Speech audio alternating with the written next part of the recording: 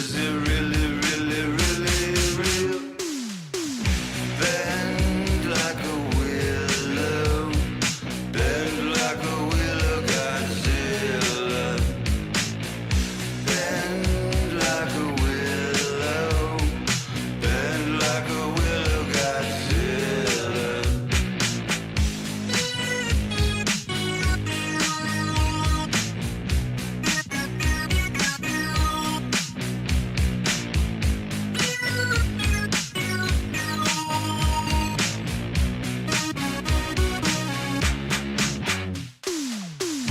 Bend like a willow, bend like a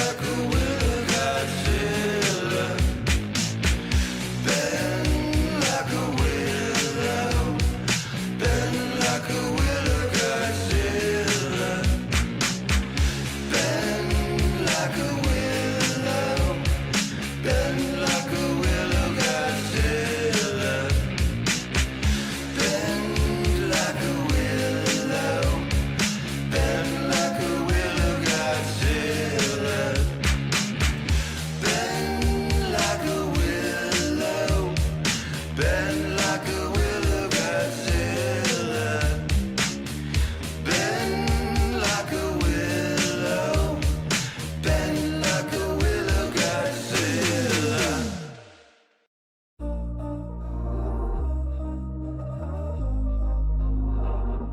We were sparks on quiet streets, two hearts finding where to meet. But life pulled us apart, left me talking to the dark.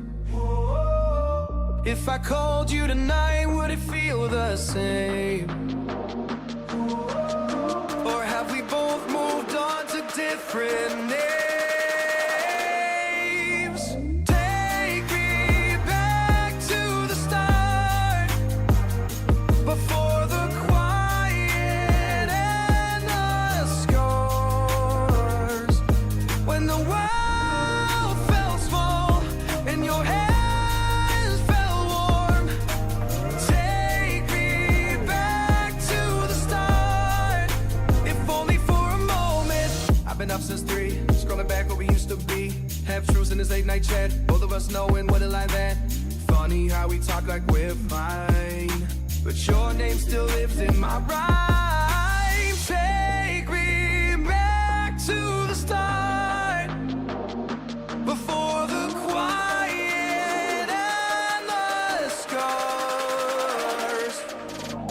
Take me back to the start, before the quiet and the scars. When the world felt small and your hands felt warm. Take me back to the start, if only for a moment. If only for a moment. If only for a moment. Take me back to the start, before the quiet and the scars. When the world felt small and your hands felt warm. Take me back to the start, if only for a moment.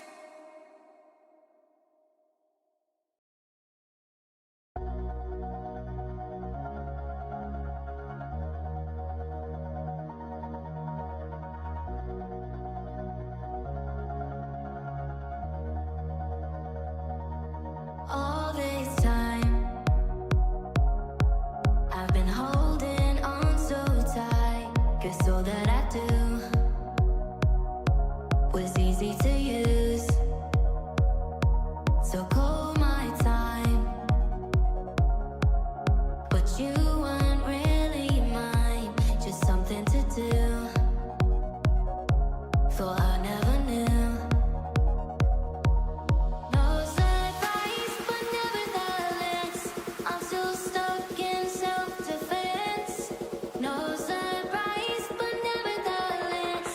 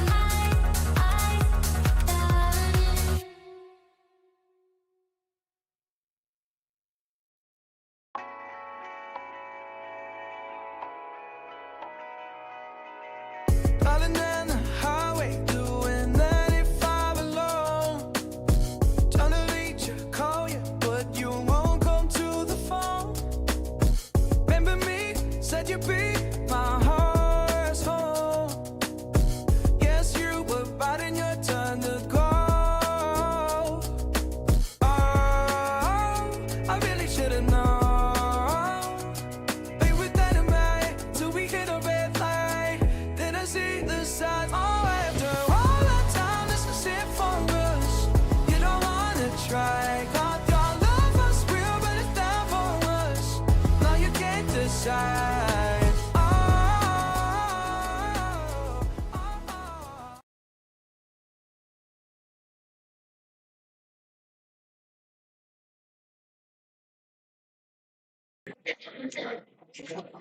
Check your mic. Testing. All right, I'd like to start and make an apology. During the last board meeting, I had urgent. Louder. Sorry, can you hear me now? All right. Sorry, during the last board meeting, I had an urgent need to use the restroom. And when I entered, there was an employee cleaning the sink. And I made a second decision to enter the stall, close the door, and use the toilet to urinate. And I want to apologize for my poor choice to the community and to the employee. And if anyone would like a personal apology to me, I would be happy to talk to you on that matter. And again, I'm very sorry.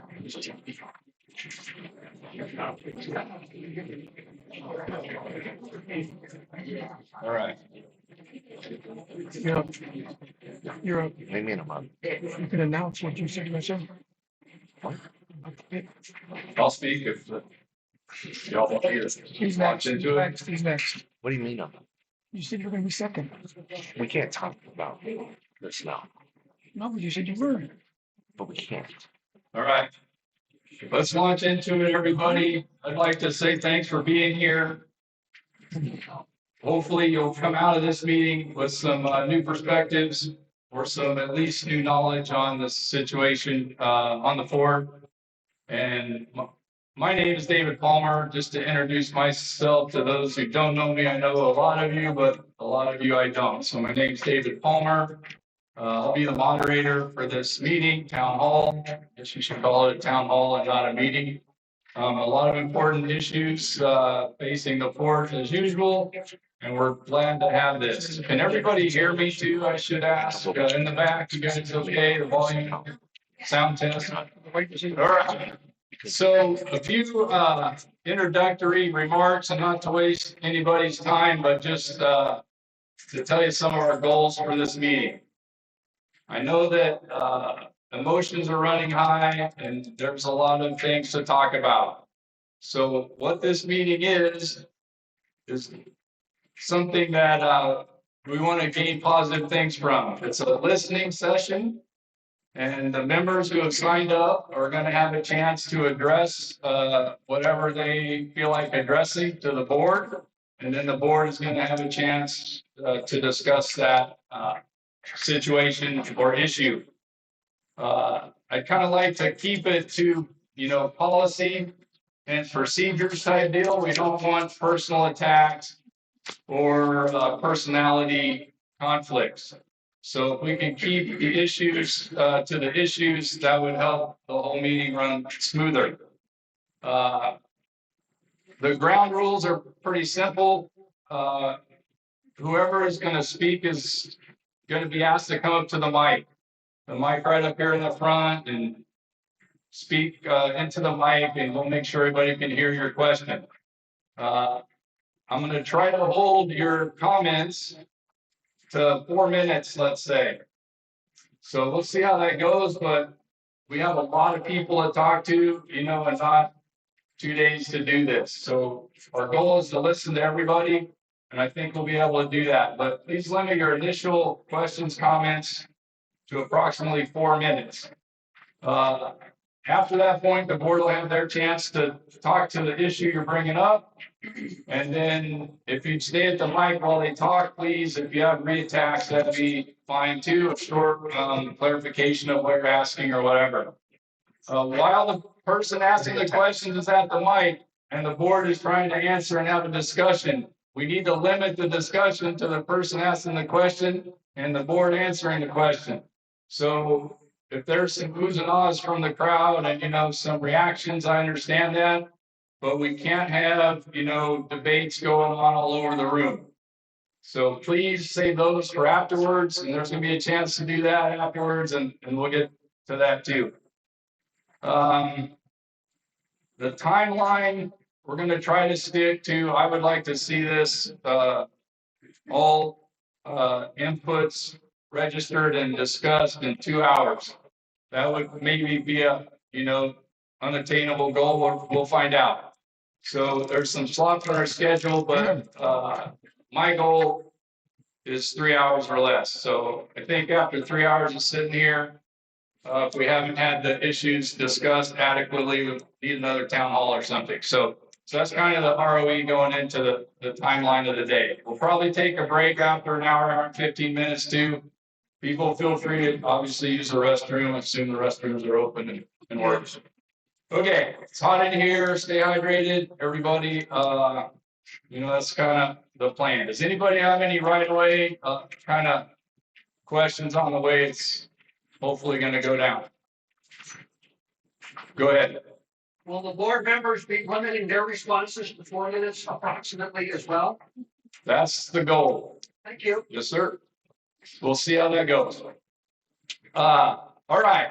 I want to end my little speech with a little pilot story that's relevant to what we're doing today. So I spent my career prior to moderating as an Air Force pilot, and the culture there, very similar to here. That's why I'm telling this story. Is there's a lot of opinions in the pilot world, and when you go to fly any mission, doesn't matter, big airplane, small airplane, you brief the mission and you hope it goes a certain way.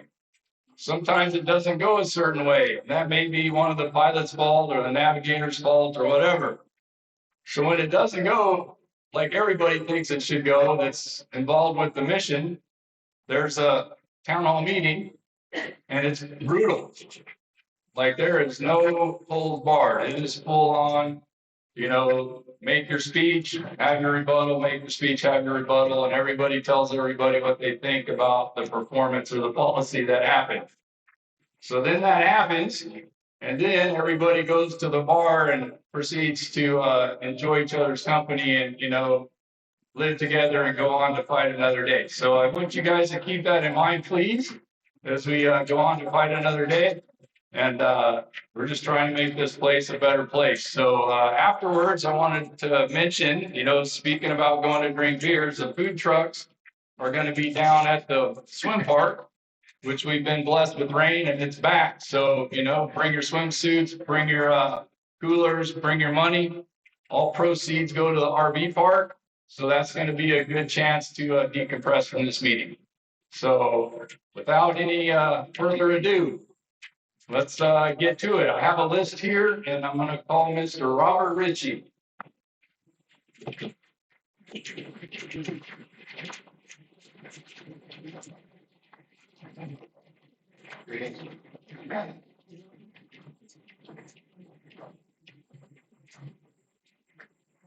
Hello, everybody.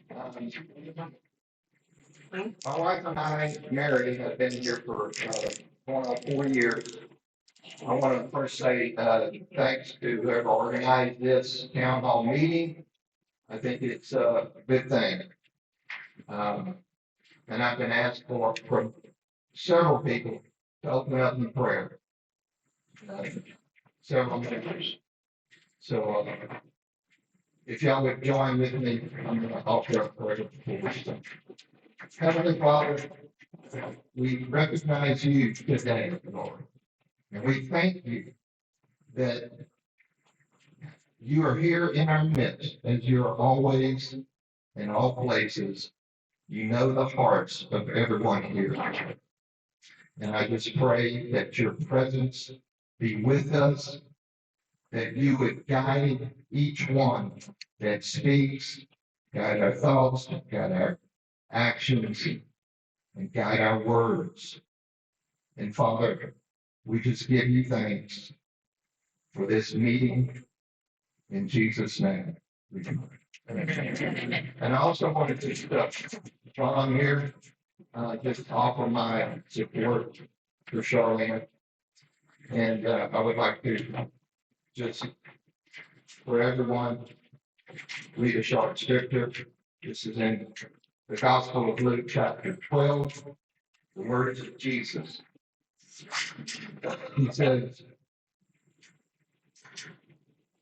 when you are brought before rulers and authorities Don't worry about how to defend yourself or what to say. For the Holy Spirit will teach you at that time what needs to be said.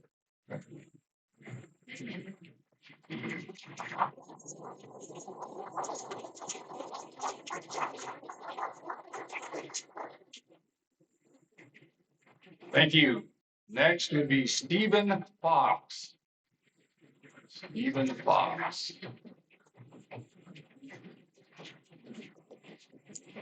Robert Mulligan.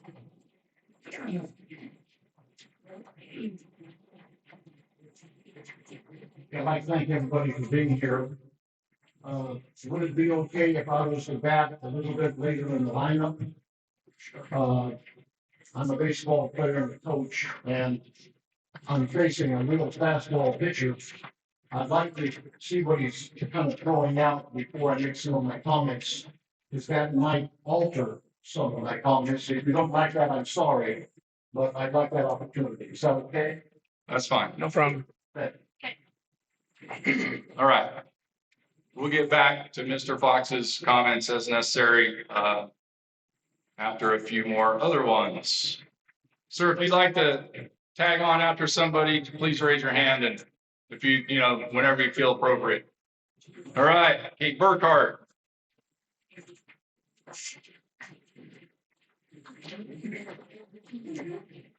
First of all, Charlie, thank you for being here today.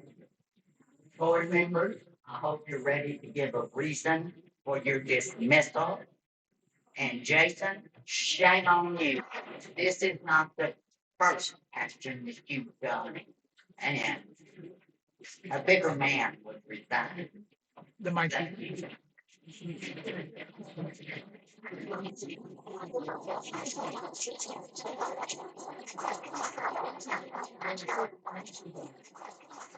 Thank you, Ms. Burkhart. Everybody's reminded to, if you have to bend that mic down, get it not in your mouth, but close as you comfortably feel to your mouth, please, so everybody can hear. I think regarding your question, ma'am, That way we can have our back question.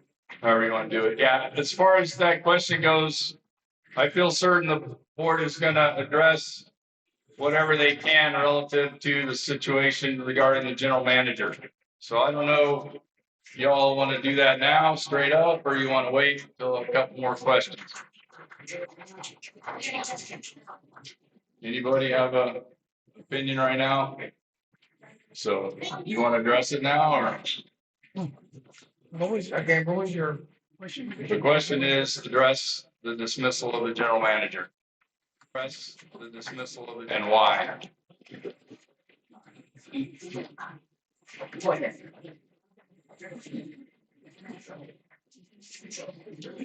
We'll wait for a few more questions. Carl Moody. Sir. I'm going to assume that Mr. Fox was referring to someone other than me as the basketball pitcher. Well, here goes. My observation regarding the termination of the general manager, I have no particular passion one way or the other. I don't know Charlie enough to address that particular issue. However, I thought it was somewhat abrupt, and I want to make sure that if it sticks, it's going to stick legally. Were the procedures used that are set up by the Texas Workforce Commission, which requires, whether you have a contract or not, that you use certain procedures to dismiss an employee. One, you have to have a documented verbal warning for the infraction. Two, you have to have a documented job in jeopardy letter issued to the employee. And the employee has to countersign the letter recognizing the infraction or denying the infraction. Thirdly, you have to have a fine meeting where you actually dismiss the employee. Well, I don't know why the board did it, and I don't know what Charlie may or may not have done to bring this about. I had had discussions with Charlie. A couple we disagreed with each other, but we did it well. and it's mostly about finances and keeping up with the pay, etc. However, I think the abruptness of this termination can go back to 2 or 3 other terminations, not just this board, but past boards, where general managers have been terminated unceremoniously, and they were sued us and won in all occasions. It not only cost us the balance of their contract, it cost us all their legal fees. And it's my understanding that Charlene was terminated via the telephone, and it was offered a settlement, which she turned down, which indicates to me one of 2 things. That she feels she was wrong and has the right to file a lawsuit and a grievance. Or 2, she'd like to maybe discuss why she was terminated and maybe have an opportunity to get back. All right, I'm supposed to go faster, so I'll just make this quick. I hope the board will answer the question. I believe they owe this membership the reason, absolutely, why she was terminated. Yeah.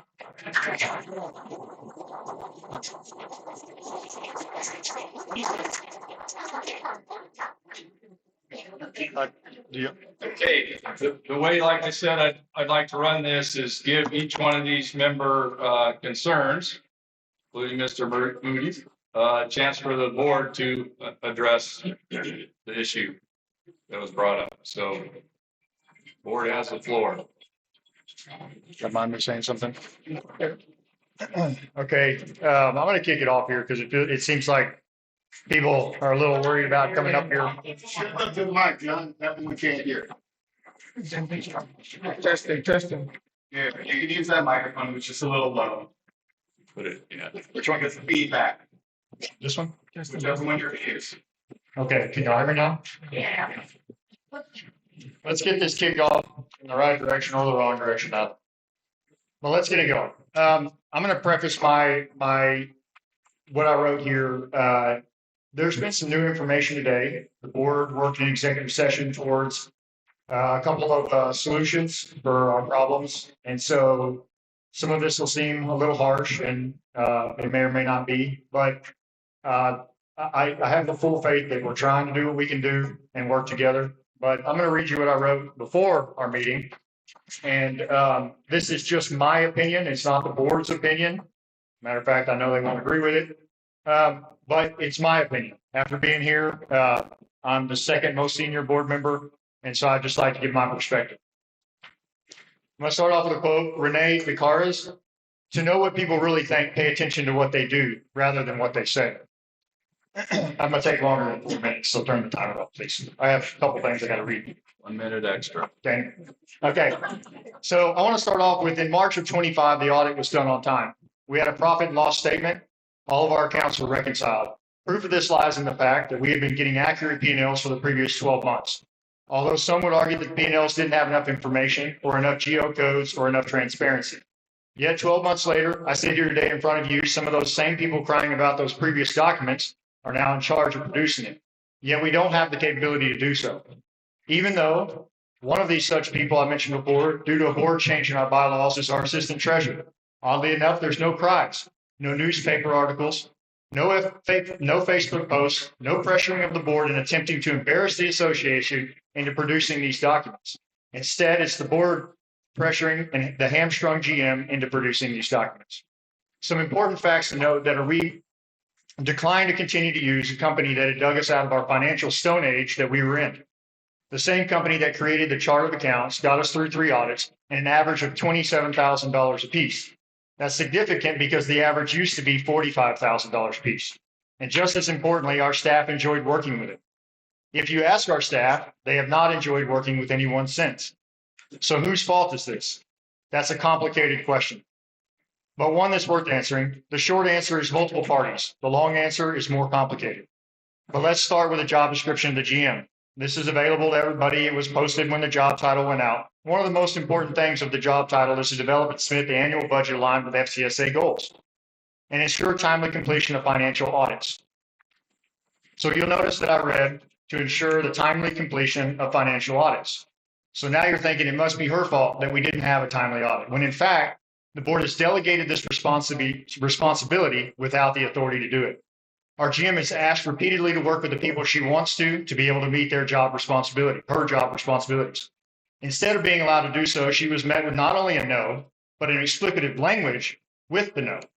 I also read that she was to develop and submit an annual budget line with FCSA goals. While this took a little more time than expected, we got it done and expect this next year to go much smoother. What you don't notice is where it says for the GM to be an accountant or bookkeeper. That's because these are not her roles and never have been for any general manager. This board would have you think it's easy, yet are in control of finances. They would have you think it's her fault, yet the problem started the month after the election in 25. I would say there's plenty of blame to go around, not just the GM, not just us, but most certainly it's not all the GM's fault. So I'd like to read a testimony from one of the employees that I received last night, and I received permission to read it to give you some insight to, it's going to be more than 5 minutes, to give you some insight into the association. Time out, John. I'm not sure you need to read all of that. You might paraphrase it. Okay, let me try to do that. We got 2 minutes left. This is the answer you asked for. I know, it's part of it. It's part of it. You know what? I'll skip that, and if somebody else wants to read that with their time, and that employee may be here. Time out. Time out, everybody. I've been chosen to moderate this meeting. I'm going to moderate it. If you want to have another town hall meeting after this, go ahead. But I'm going to moderate this meeting. I'm going to tell the speakers how long they have. The only way we can keep on schedule and not spend the whole weekend here is to stay on schedule, and that's my job, and that's what I'm going to do. Go ahead.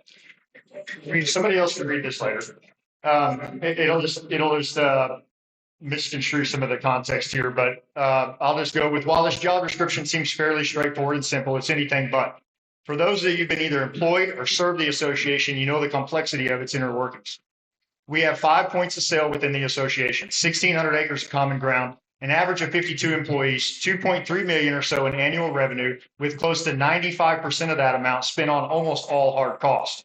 Thousands of residents and members in the most beautiful spring-fed pool in the state, and on top of that, one of the worst droughts in recent memory to deal with on a day-to-day basis.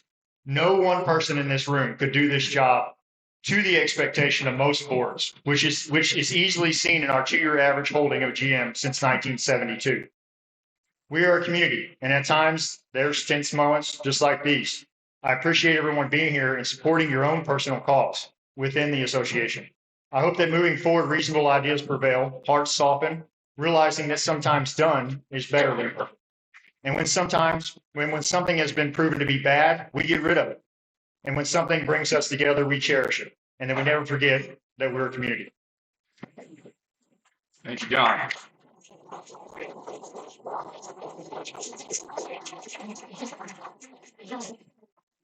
All right, just going down the road here. Memo, you want a chance to respond to the same question? As to why? That's what the question is. That was the letter.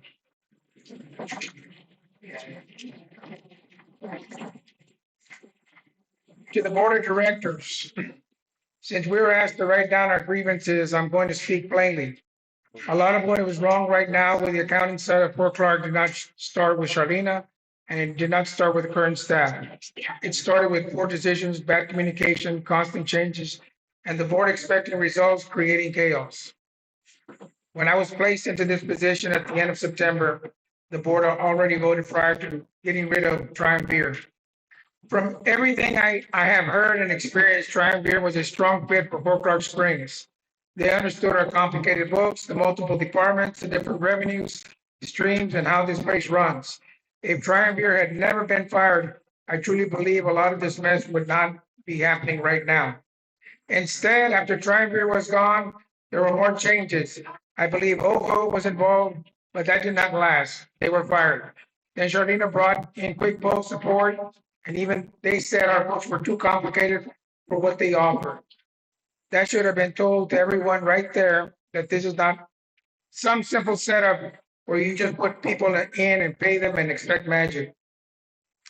Then came Velen. After interviewing 3 international bookkeepers, I am now working with a 4th person from Velen. The 4th, every time, someone new comes in, I have to explain deposits, bank departments, past issues, workflows, and how 4 o'clock operates. We keep starting over and over again. How is everyone supposed to get ahead like that? At the same time, Jason Long questions everything. We're instructed to use Slack for most of the communication and group channels where everyone can see conversations. If I help the bookkeeper, I get asked where I got reports from. If I communicate, he wants it all done publicly in group chats where everyone can watch and where he can jump in with his 2 cents. That is uncomfortable and discouraging. It does not create teamwork, it creates tension. I keep hearing that the situation we're in with the books is a training issue with accounting. It is not a training issue. It is a communication issue. You cannot expect good results from people who are not given clear direction. You cannot expect good results when responsibilities keep changing. You cannot expect good results when people are constantly questioned, second guessed, and made to feel like their jobs may disappear. Jason has spoken about hiring bookkeepers, taking over accounts payable and accounts receivable duties. Do you understand what that does to accounting staff? It creates fear. It makes me and my coworker think we're being replaced. It makes us feel unstable in our own positions. Employees in general do not do their best work when they're constantly worried about being pushed out. That is not leadership. That is creating a hostile work environment. I was told on January 30th, 2026, Travis Huey to continue to hold off on entering deposits into QuickBooks. So I did. I waited based on direction given. Later, February 27th, we had a meeting on how deposits were supposed to be entered, which was my task, and who was supposed to do sales receipts, which was what Velen was supposed to handle. Meanwhile, those tasks that were supposed to be completed by Velen were never done. If Travis was supposed to direct Velen or Jason due to the lack of communication, I don't know. I don't know the sales were showing up on the P&L, and then staff, me and Vanessa, gets looked at like we're the problem. There were also direction in January about chart of account changes and recategorizing transactions that was not clearly communicated to me and Vanessa when we were expected to do the changes in QuickBooks. So leadership believed one thing, staff believed another, and then everyone wonders why nothing is lining up. Again, that is not a training issue, that is poor communication. And while all this is going on, I'm still handling my daily work, bank deposits, payroll timesheets, onboarding, and QuickBook entries. I also do not appreciate Sharon, the board secretary, trying to blame the accounting department or staff publicly on Facebook for inaccurate PLs. That is unfair and disrespectful. If leadership wants answers, then ask the people doing the work and understand the history before throwing staff under the bus.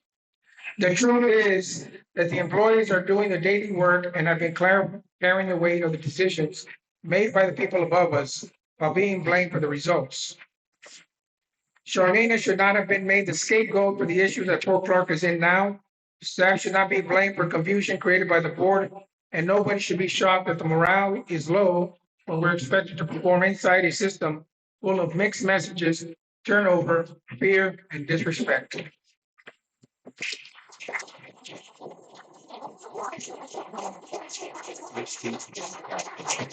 Okay. Thank you for reading that letter memo. On down the road. Test. Test. Well, is it on? Was it loud? It is on. No, it's not working. Test. Yeah. We're all on now. Test. Just spin a bunch of the buttons. It's on, it's on. Can y'all hear me? Can y'all hear me? Test. There we go. What? Try it, Aaron. So without a prepared statement or a grievance issued recently, without a prepared statement or a recent grievance issued as read, I would like to respond to as best I can. I would also like to reiterate, and there are certainly members former directors as included in the audience who knew well the limitations on discussions that are permissible under state law 209 regarding personnel. That makes this a very, the question that people want to know the most in the most detail is the least that can be talked about, which is a difficult position to be because I want to answer the question. So I think that Mr. Wiley's written statement actually is a good avenue for describing what has gone on, what is going on, and it's not just about right now. It is about the history of this place. You can look at a list of GMs since the incorporation and see how many we cycled through. Do you know the number of that list? 50, more than 50. Maybe 50 GMs since what, 1971, 1972? And so, as Mr. Wiley mentions, it is a complex, we called it a unicorn earlier today, as far as what this place is. Finding a company that can handle us in an accounting way has been a struggle consequently. And that is where not prior to my time, there was some overlap with Triumvir, which also, to be clear, Triumvir was not fired. And their contract not being renewed, I can't describe how that happened because it was an internal matter. However, the problem that's recurring, that has been recurring, that has nothing to do with our current personnel situation, suggests that it's not about people. It suggests that it's a systemic failure in our structure. And so an approach to solve a problem that keeps reoccurring is not to repeat the same recipe that gives the same results. It is to assess the system and decide what structural changes can be made to prevent it from continuing to occur. In that regard, the comment that it's unfair to expect one person to be able to do all these things may be true. And the board has, as John mentioned, the board has discussed that we really need to consider what our structure looks like moving forward, because again, not to speak to one employee over another, that the task being required has failed repeatedly over the last 50 years. And so to me, we have to look internally on what that means and how we can fulfill that role to effectively achieve it. But it will be breaking new territory for the organization, because we're talking about changing the way the job description, the way it's put together, and the responsibilities in order to prevent the continuing cycle of GMs and board cycles inherently flipping each other and causing a lot of turnover and chaos. Ultimately, our goal is for the association to be well managed and for the board to make the best decisions we can possible for the benefit of the membership. But that includes protecting the membership from legal situations, which is why some of the specific questions cannot be answered, because we cannot talk about personnel. Generally spoken, this is about the best answer I can give as to why and how.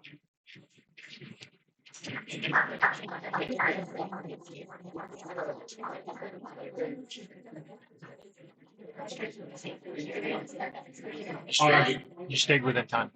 Did I? Yeah. Wow. All right. Long 4 minutes. I just wanted to say that I came here to listen to what you guys had. I'm sorry, well, I came here to listen to what you guys had to say. If I need to make a change in my thought process, I will do so. So please, let me have it. Whatever you want to say to me, I'm up here to say to it. I'm not gonna argue with you. I'm gonna take it to heart, and I'm gonna go through this and try to do the best I can going forward. Sharon, before you talk, I'd like to step in here. We're starting to get some chatter in the audience. Please do not talk to people sitting in the audience with you. I know you guys came here with friends, family. There's definitely an incentive to do that, but please do not do that. If there's a problem and we can't hear what people are asking and what the board is saying, we're gonna have to make a change, and you might have to leave if it's a consistent problem. So please don't talk amongst the audience. Leave the talking to the person asking the question and the board answering the question. Thank you. Mary? I agree with, can you hear me? No. No. Talk loud. Y'all hear me now? Yeah. Okay. Eric has expressed it very well. There's certain things we can and cannot legally say. We're doing the best and following, the legal advice. I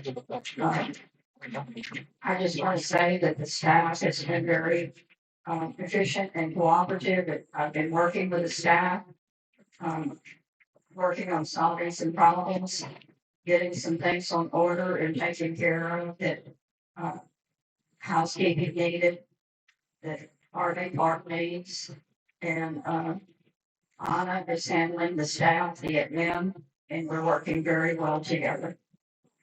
We're doing what's best to keep things going and not have problems.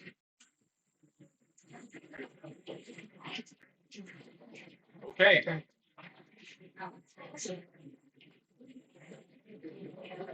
Mr. Moody, you got any pre-tax? You want to wrap up your, anything that you didn't hear from them specifically? Just very Quickly, please. briefly, yes. One, I can understand the trepidation that the board has with regards to directly answering the question that I asked. Perhaps I'll direct that comment to Charlene herself here later on. But to me, it doesn't matter who the general manager is. We have such a turnover of GMs over the years. We've never kept it for more than a couple of years. I ran a $200 million organization all my life using QuickBooks without changing everything in midstream and retraining them. Now we got a GM that we thought we could work with. For whatever reason she was terminated. Well, wouldn't it be better to try to solve that problem with the GM internally? Keep someone on staff who is really familiar with what's going on.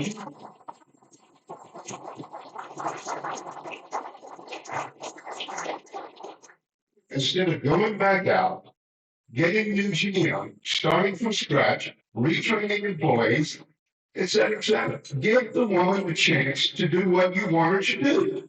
It's simple.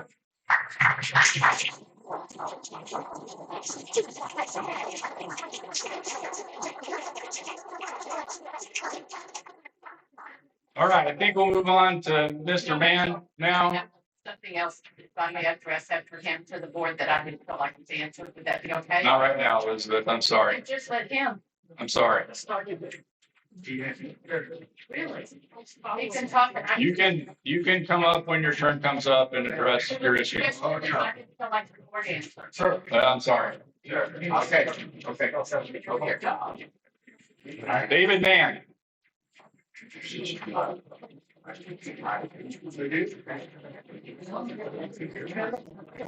think he was coming for you, right? No, originally, what happened? The guy started working back here.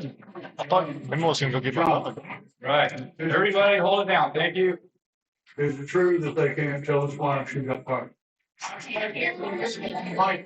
Is it true that they can't tell us why she was fired? I mean, why not? It's our money. That's right. Sir, I can answer why I not. was asking John. I would agree that it's, Testing. I would agree that it's not a good idea to specifically answer the question. Yes. Okay.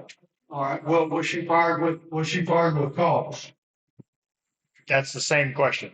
Okay. All right. Will she be getting a severance check? I can't answer that either. Yep, we can say what we announced, which there was severance Was that in your deal? It was. Oh, There, not the amount was not disclosed, but there is a severance package on the table. Well, if what she was doing bad, y'all fired her, why are you doing the money?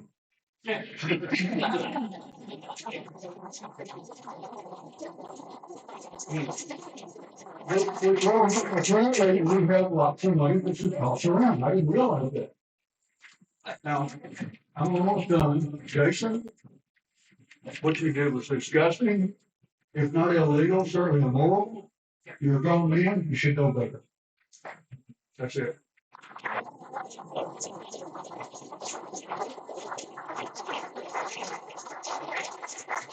David, you can over here, so you're facing one second. Don't you turn around. Mike, How do you? you put it more in the palm of your voice. Over here. Yeah. Yeah, I'm gonna move the mic.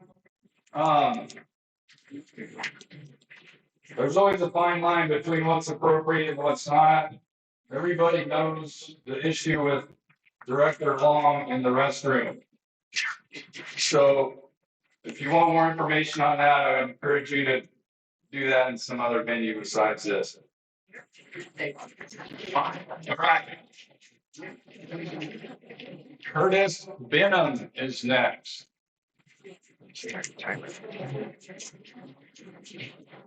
One of you presents them in the survey. All right, I'm gonna try to work it out so that I can see these guys. My butt's not to him, my butt's not to you guys. perfect. Thank you. All right, yeah, I figured you all would appreciate that. Okay. Now I did send a letter to the board. But I didn't send it till yesterday. I've asked it to be read at the next board meeting. So I'm not going to read my entire letter. That would be like trying to read 5 pages or 10 pages, whatever the amount was of minutes in for a land speed record. So we're not going to do that. But I am going to kind of paraphrase some of this. This is my opinion. I don't want to dismiss just because there's no facts. I'm trying to give examples. I think there are some facts. We've heard that Jason says he wants to take it hard. He wants to listen. Unfortunately, we've heard that from him before. Sure, you pleaded to keep your job. You change. I don't know that it changed. So I take that with a grain of salt. As far as my general comments, this is more informational than a direct question, although you feel free to respond. That is, some of the board members appear more interested in being right than doing the right thing. In other words, they're so convinced that their agenda is correct that they do not need to entertain any comments from the floor, particularly the last board meeting is what I'm talking about. The only person officially recognized to speak to the board meeting last April the 18th on any of the topics up to vote was Travis Hewitt. Everyone else who raised their hands weren't recognized. So I'm glad that they have all of the answers to the questions, but it does feel like we're not being listened to. I understand.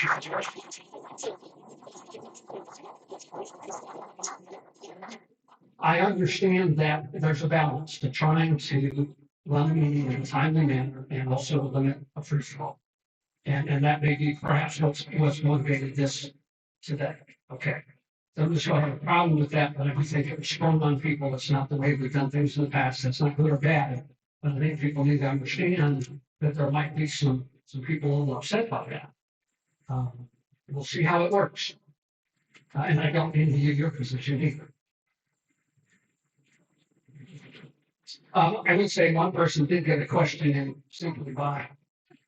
Is that better? Sorry about that. I've got the audio visual done yet, but that's not a good place to be. Somebody did get to ask a question, but it wasn't about the authority of motions that were taking place.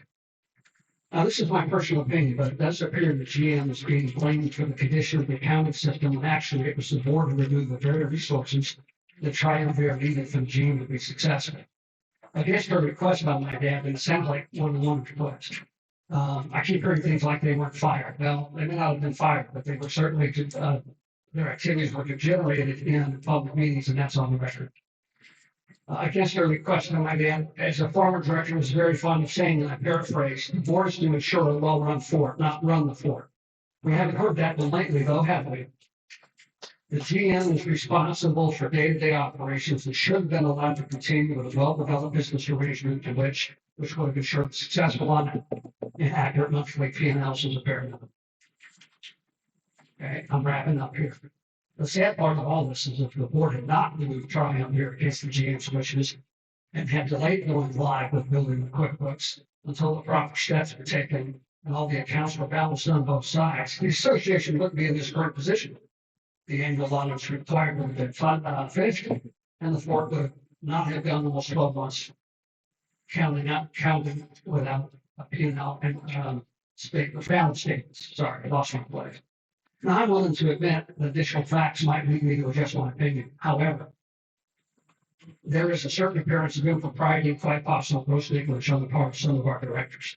As of now, the board is at a minimum in violation of own declarations, restrictive covenants and regulations because the board is still not able to complete an audit, unable to have a complete picture of its finances because building and QuickBooks are still not reconciled. We keep hearing that they are, but if they were, then we could have an accurate P&L. We don't get P&Ls. And now the board is open to claims of hostile work environment because of how the GM was treated in the past and then fired. These actions have the potential to lead to a wrongful termination lawsuit. I hope that didn't happen. But Charlene's firing, in my opinion, is not the problem per se. It's a symptom. It's a symptom of in this case, a group on the board who think that they know everything and aren't interested in getting their own input. That's my opinion. May not be fair, but it's what I feel like. And Steve, I hope you address one of the other comments so you give her a chance to come back up about how the fact that the board can't talk about how she was fired. But that's just my own personal request. Thank you. I appreciate the board's time. I think I ended up with my backside to be more than what I wanted. My apologies.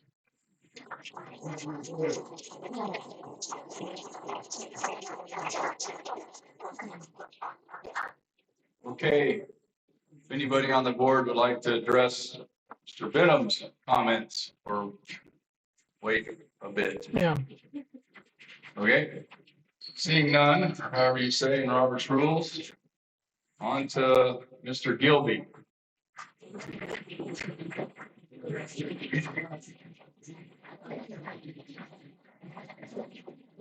afternoon, everybody. My name is Lee Gilby. I'm a retired United States Army Sergeant Major. I demand Charlene at that degree in state. My name's Lee Gilby. I'm a retired United States Army Sergeant Major, and I come from a very strong background of leadership. And this board is a complete failure in any aspect of leaders. They declare the leadership of the sport. They don't lead me. They're a complete embarrassment. I demand the immediate reinstatement of Charlene Academy. She's the best boss I've ever worked with. Those of you I've worked with in the units coming there and cleaning up and working on their building statements, I put my heart and soul in this place, and it's because of Charlene Academy. There was a gentleman here, Rocky Lane. Forgive me for pointing out Rocky, but Rocky was my first assignment. He had trees that were scraping his motorhome when he came through the front. I jumped right on it, ran with Rocky, got it taken care of, and immediately certain people started attacking me because I'm related with Charlene Academy. Rocky sent me a thing saying, "Thank you for doing this." What happened was I asked Rocky, "Please thank Charlene. If it hadn't been for her hiring me, that work would not have been done." She has worked the Unit 1. She started the cleaning and crowding. She wanted this place to get itself cleaned up. She sent me down to Unit 1. I put my heart and soul into Unit 1, and I do not live in Unit 1. Aaron does. You know how many times he came out and helped me? 0. That's his unit. He's a complete failure in a leadership position. I'm, of course, Unit 1. Complete failure. Jason Long's unit. Complete failure. Does not participate. I am so sick and tired of these people thinking that they drive the train in this place. It's ridiculous. What they did to Charlene Academy is a wrongful termination, and anybody with a brain knows that. They did not do their part, and this gentleman here talked about the legal aspects. They did not meet those requirements. She has a reasonable cause to do a lawsuit. Now, lawsuit, when you give her hush money, your severance pay, and it is hush money, so she don't call. How much are you paying her? I don't have the right to know, but I do know. So when you pay her that money, where does that money come from, Mr. Aaron? Does it come from our dues? Does it come from our budget? Yes or no? Mr. Gilby, why don't you finish your comments, then the board will have a chance to answer your Okay, question. answer the question. Where's the money come from? Aaron, Are you done speaking? say again. Are you done speaking? I asked you a question. I answered it. Gilby. Mr. Gilby, let me interrupt here a minute, Sharon. If you're gonna finish with that question, that's fine, and the board will answer your question. If you want to talk some more, keep talking. All right, one more thing I'll bring up. I spent 25 years in the Army as a leader. I spent my last few years as a hospital administrator, working in the hospital, made $1 million business. Every day when I came to work, I walked around my hospital and I shook people's hands and thanked them for the work they did. And I had people that were less than desirable also. It was my job as a leader to develop those people to be successful.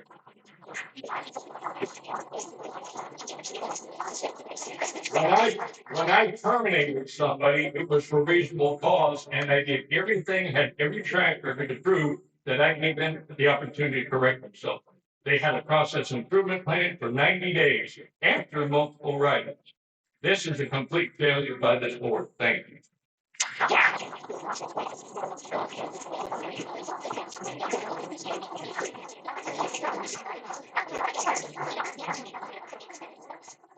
Sharon, if you'd like to address Mr. Gilby's question.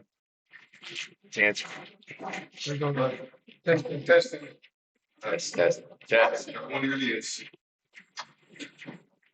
To answer the question, the board only has the authority to approve spending of association funds. We don't have authority to spend other people's funds. It's the association. And that's it. Where does the money come from? Money from the so you give her my money. But you know, I have time to pay her. Okay, anybody else on the board like to address Mr. Gilby's concerns at this time?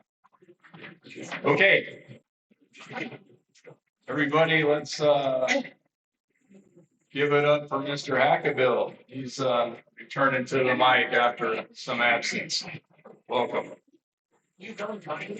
Tony, you look better after getting off the board. Well, that may be a joke, but it's true. For those of you that don't know me, my name is Tony Hackabill. I once served on the board here. I'm a retired district attorney. I've been practicing law for 45 years. Someone once accused me recently of having been involved in situations like this, and I'm here to tell you that never in my life have I had to deal or think about the issues that we're dealing with here today.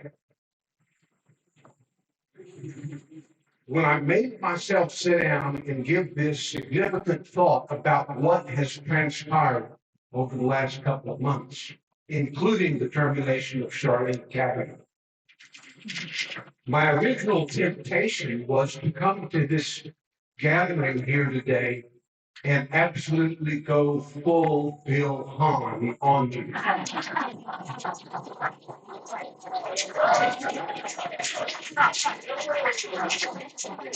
And there are many people in the audience are clapping and laughing about that, but you know who really knows what that feels like? The lady that you terminated. Which went unnoticed and undealt with for a long, long time. You know, I heard a comment a while ago, and I believe it was you, Ms. Wolf, that said that you consulted with legal people in the process of terminating. I'm not asking for specific information. I just want to know, did you talk to a lawyer before you fired him? Did you talk to a lawyer before you fired? And did you consult with a lawyer on how you do it? I did not make that Then statement. what you said was a lie. while ago. When did I say it? I said we need to. Oh, We need to. I'm not gonna get Okay, into time it. out. Continue your point, Mr. Hackaville. Let me ask all of the board this. Yes, you got elected, but I would like to know who you believe you work for. Good question. It is our responsibility to work for the best of the members. Do you know who you work for, Sharon? Everybody that's sitting in this room, right?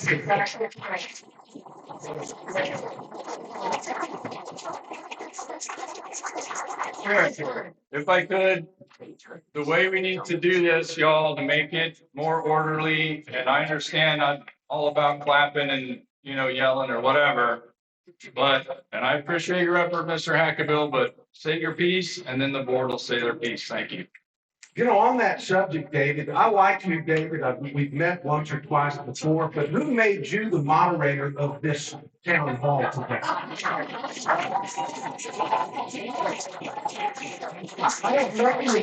I don't know. In fact, I'll tell you who elected me to do this. I'll tell you, Mr. Hackaville. Who was it? I was asked to do this by a member of the fort.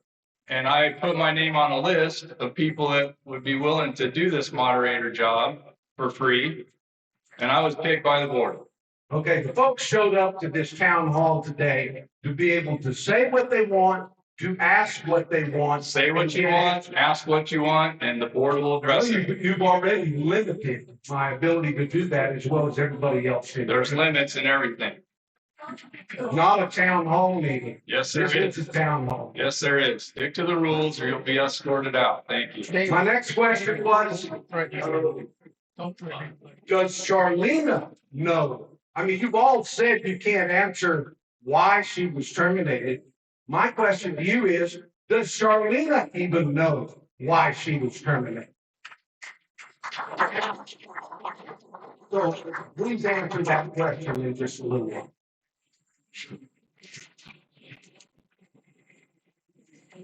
Do you understand that your willy-nilly handling of the finances that belong to the membership in their seats behind me impacts every one of them's ability to get true value for their property if they were to decide to sell? In all the years that I've worked as an attorney and helped people buy and sell property, if they chose to foolishly buy a piece of property that was part of an HOA, I asked them to make sure that they looked at the finances of the HOA. It is my belief today that if anyone were to ask you to turn over your books so they can be inspected, which they are entitled to see, there's not one person in this room getting good legal advice that would choose to buy a piece of property on this board. You say you understand that you work for us, membership. It doesn't look like that to me. The last comment I would make is the three of you need to resign.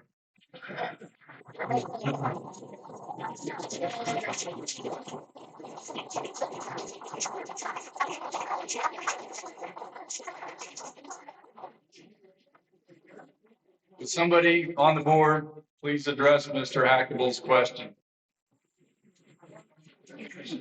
Which one? Do you have a list? Because that's a lot to remember. Just the why would Charlene, that's what Why was Charlene terminated? That's the question. That's the same. I've answered the same way. All right, as Mr. Hackaville, can you hear me? Yes.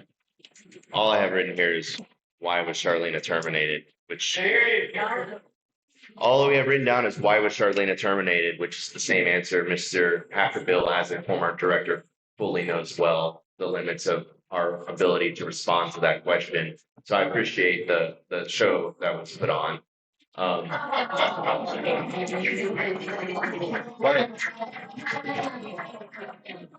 But when it comes to do we understand we are elected for the community to represent the community? I think also any former director fully knows well that this is a thankless job and a lot of time and effort goes into it. And I promise you that when it comes to all decisions financial, there is no willy-nilly to it. There's a lot of thought, a lot of effort, and a lot of energy put into making sure every penny is accounted for and that we are covered. Because we're not trying to maintain the same level. We are trying to do better. Okay, just a little, we're gonna end this first hour with Miss Vale. Lisa Vale, please, start making your way to the microphone. We're about the 1 hour point. As soon as Miss Vale's, issue is heard and responded to, we'll plan on taking a 5-minute break. Use the restroom, get some water, do what you need to do, please. And, we're about halfway through the list, just so everybody knows. Before you start my time, may I qualify? Go ahead. Sure. What the rules, because, we have to. Go ahead. To speak. Go ahead. What if I have more to say? Can I come back up again? If we have time at the end, if you don't get said what you want to say now in the reasonable amount of time that you're allotted, then you could readdress if there's time at the end. So That's hard. That's hard when you're. I understand. People have different subjects to speak about, and then people have things they can add to that. And if you're just boxing it off, this just doesn't look good. Noted. And Thank you for your input. My let preference, me start by introducing myself for those who don't know who I am. Okay, then. More. I am Lisa Vale. I served on the prior board. Am I there now? I served on the prior board, not as the president, as the treasurer, and also a year as the acting examiner. So when I state this, I know the history in the background. And I hear my director, but I think this is important. Okay.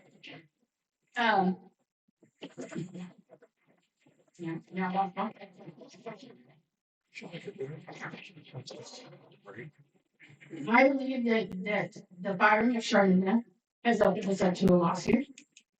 If something isn't, if she is not reinstated. But I also believe that if she is reinstated with this current board, they'll just then take the time to try to find the stuff they want to get rid of her. Because the history, before these members got on the board, they were already predisposed by people behind the scenes, and everybody knows who they are, to get rid of her. So from the very beginning, everything we did was to pick her apart. And then when you get rid of time, you're 2 months in, you don't even know anything. You say willy nilly, it's not really, that's willy nilly. You got rid of our underpinning. Let me see, I have really good words for that. You terminated your accounting system support without fully understanding of our systems or having a transition plan. This was done against the strong recommendation of the GM and the employees, I might add. And you have allowed Jason and Travis with no oversight into a large portion of the bookkeeping accounting building. When we made the changes we did and cleaned up everything with Triumvir, and yes, I was the one that helped get all 3 of those audits taken care of. And I don't say that to pat myself on the back because it's a big job and I know what it takes.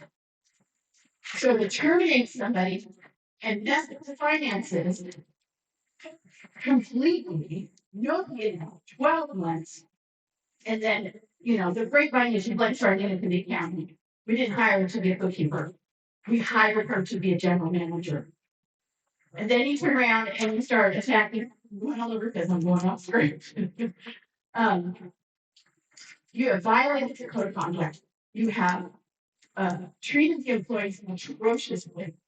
It is not the board that tells an employee what to do, and yet you all have. Well, not all, but most of you. You have one employee, and that's Charlene. But you decided, I guess, okay, this is inflammatory. You decided to abuse her and the employees, but not just her. I have never seen a worse environment. The employees were came out of a bad environment and they were finally getting to a place where they felt valued, listened to, and were willing to work hard for that. And then you guys just wrecked it. I personally believe that y'all should resign, or there'll be a petition to take you out. And as far as trying to make Jason off limits, I think it's reprehensible, because if something isn't done because it is. Let me, can I have the floor for 1 second? As long as it's not personal. Go ahead. It's not personal. His behavior and actions, if not taken care of, will also open us up to liability. We could get sued. The employee that was subject to this could sue. And then the board and the association could sue because they do nothing. But we don't know, because you guys haven't said anything. You have set this whole town hall up without, hold your cards and then just wait to see what we say. So I find it all disappointing. And I'd like to hear your reasoning behind all of that.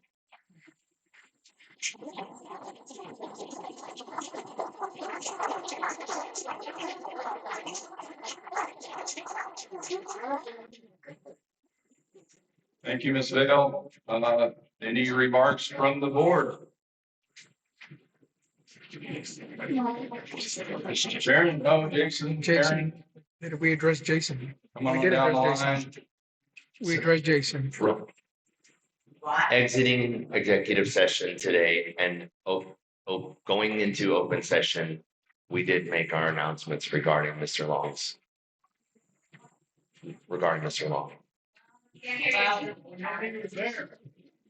No, but it was recorded. And it's okay. 1 second. Memo, anything to add to that? That's correct. It was addressed in executive session and the response was done in, when we adjourned from executive session. John, you want to say what was said in executive session?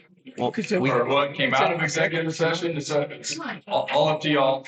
Ms. Hale, is that your question? What happened? What was the result? The majority, the announcement, and I'm paraphrasing because I don't have it written in front of me as I had it written in front of me, is that the majority board voted for a public apology. A short attack is what we would call this. Well, I am disappointed, Emma, when I asked you what was said when you came out, you told me nothing. So when I asked you what the summary was after executive session, you told me nothing, just wait for the meeting. So I will say that. I asked the department watch. Okay. We've had the apology before. There's a pattern of behavior of both what's known and unknown about Jason Long, and he's a board member. So an apology, I'm sorry, for me, an apology is unacceptable.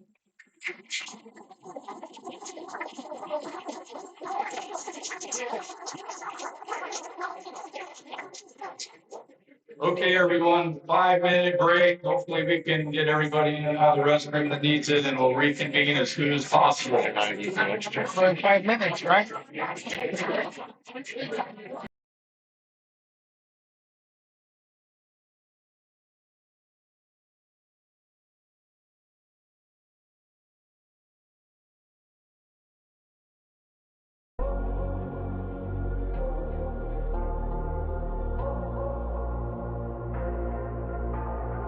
Say it louder, say it louder. Feel the moment, feel the power. Bring the animal back to life. Bring the energy one more time. If you feel like letting go, you can take control. You can turn this all to something beautiful where you feel life gets you down, down, down, gets you down, down, down. Say it louder, say it louder. Feel the moment, feel the power. Bring the animal back to life. Bring the energy one more time.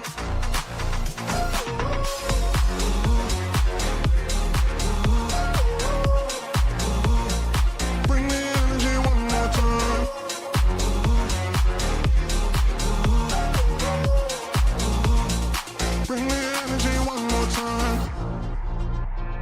Say it louder, say it louder. Oh, you're the question, you're the answer. Oh, bring the animal back to life. Oh, bring the energy one more time. Oh, if you feel like letting go, you can take control. You can turn this all to something beautiful where you feel life gets you down, down, down, gets you down, down, down. Say it louder, say it louder.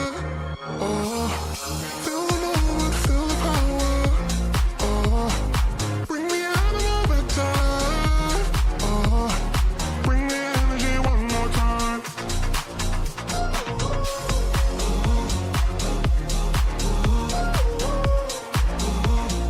Bring the energy one more time.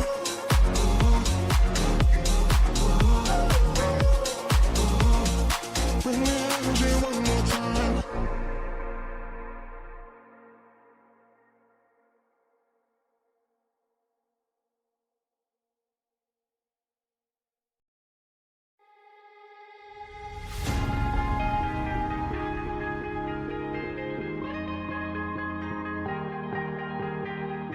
Oh yeah, oh yeah, oh yeah, oh yeah, oh yeah, oh yeah, oh yeah, oh yeah. Hey there, what you drinking? 2 shots, let's pour it out. I know what you're thinking, but tomorrow won't come for us. This life that we're living, ain't never gonna give it up. Double shot for the gifted, and one more for us. There you go, drink it up. All this love in a cup. Yeah, we go slow, we go fast. Yeah, we can't get enough. We stay all day, all night, living in paradise. Remember, you don't get it twice. The time of your life.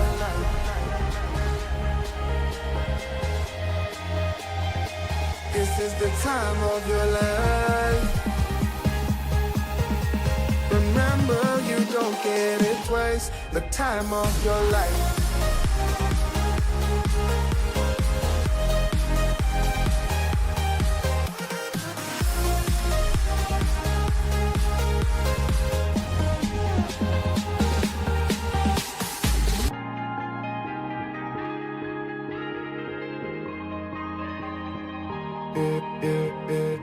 Don't look at the past, no, we're not going that way. Oh, now make it last, like it last to the break of day.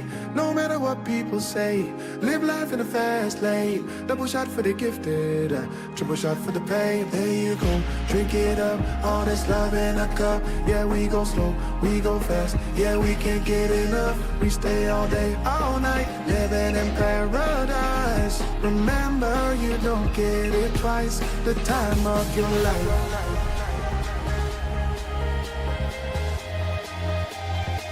This is the time of your life. Remember, you don't get it twice. The time of your life.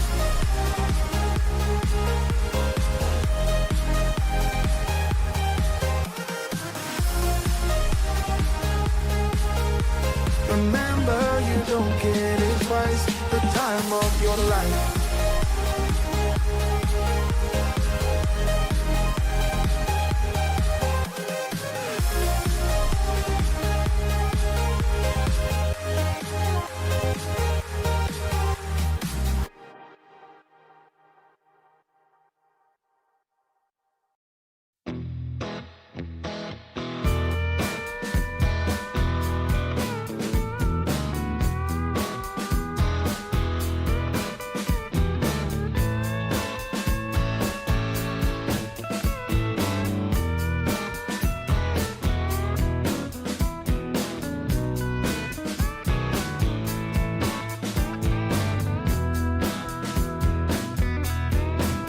I hear you talking at work to the boys in the gym, talking at the bar till I walk in.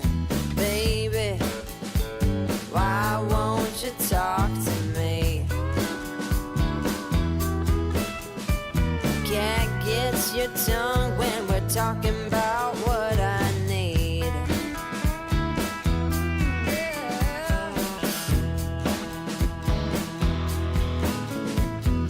Say what you will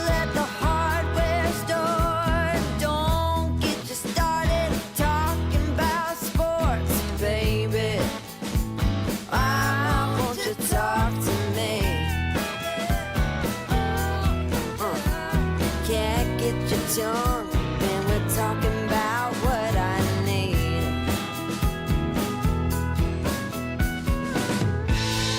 Think you're the silent type, but that ain't what I like. I need a man who knows how to speak, so talk to me.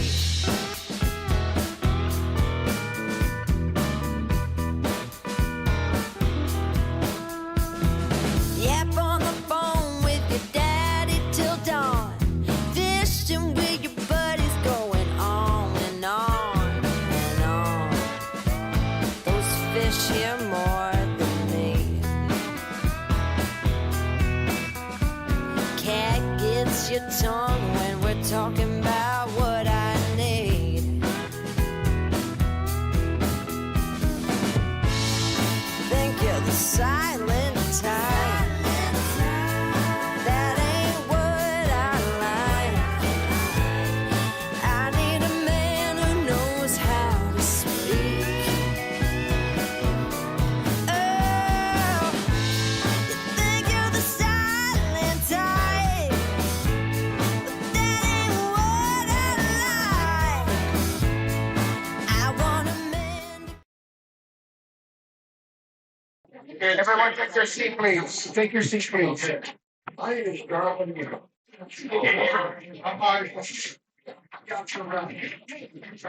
We'll get the sound working, Guardian, just keep running. Test. My name is Charles Young. I've lived here since 2006. So like a bush was one term. I'm guilty of terminating the. I'm guilty of terminating the general manager. But that being said, I think everybody in here should be reported ahead. They created a first. They've had a maintenance and administrative staff walk off the job, even though they might have been fired and supported the boss. That's a first.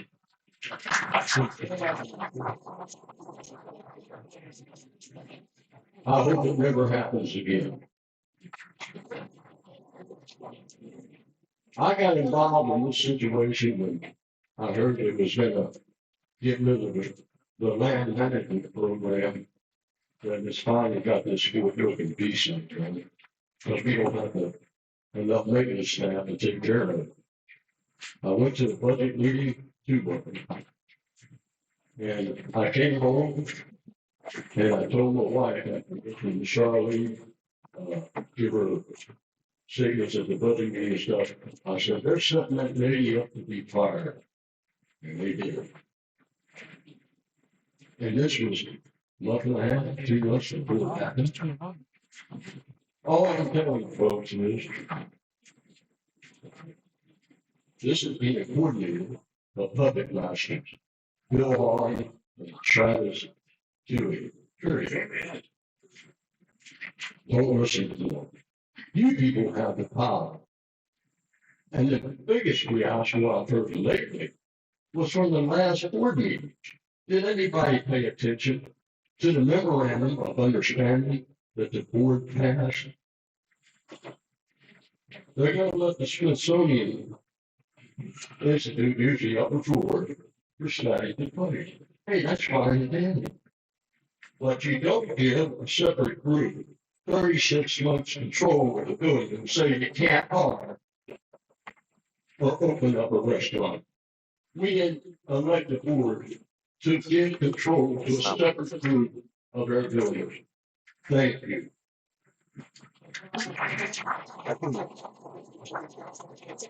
Y'all understand that? He corrected, say it was just for the ball. All right, I'd like to, Lost down for a Testing, second. testing. I'd like to Nope. speak. Test. Say it loud. Just say it loud. To correct the statement, there is not a 36-month contract for the Smithsonian on the structure. The agreement actually says that Fort Clark Springs Association will have control over the building for the next 36 months, not Right, that's given this. Fort Clark Springs Association. Let him is- talk, Garland. Fort Let him Clark talk, Springs please, Association. sir. Fort Clark Springs Association as in board control over our own structures. Every single mic. Oh, Jesus. All of them are on. Yep, to be, You passed that line, my mistake. go ahead, to be clear. Thank you, Brianna.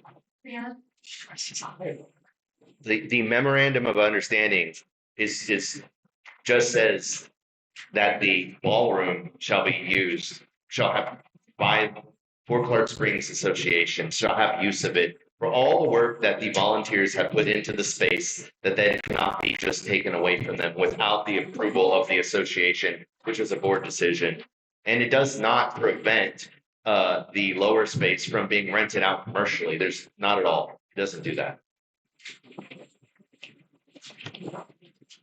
Okay, anybody else on the board like to address Mr. Young's comments? Mr. Young, any additions? Wherever you went.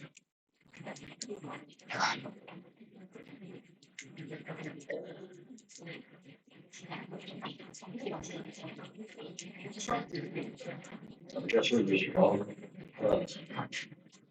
Well, you guys have put on the roof this action. It still gets in control of the room. It still gets in control of the building. People use the power. Sign up to vote on. That's all I got to say. Thank you, Mr. Young. Sandy Hagan. She's up.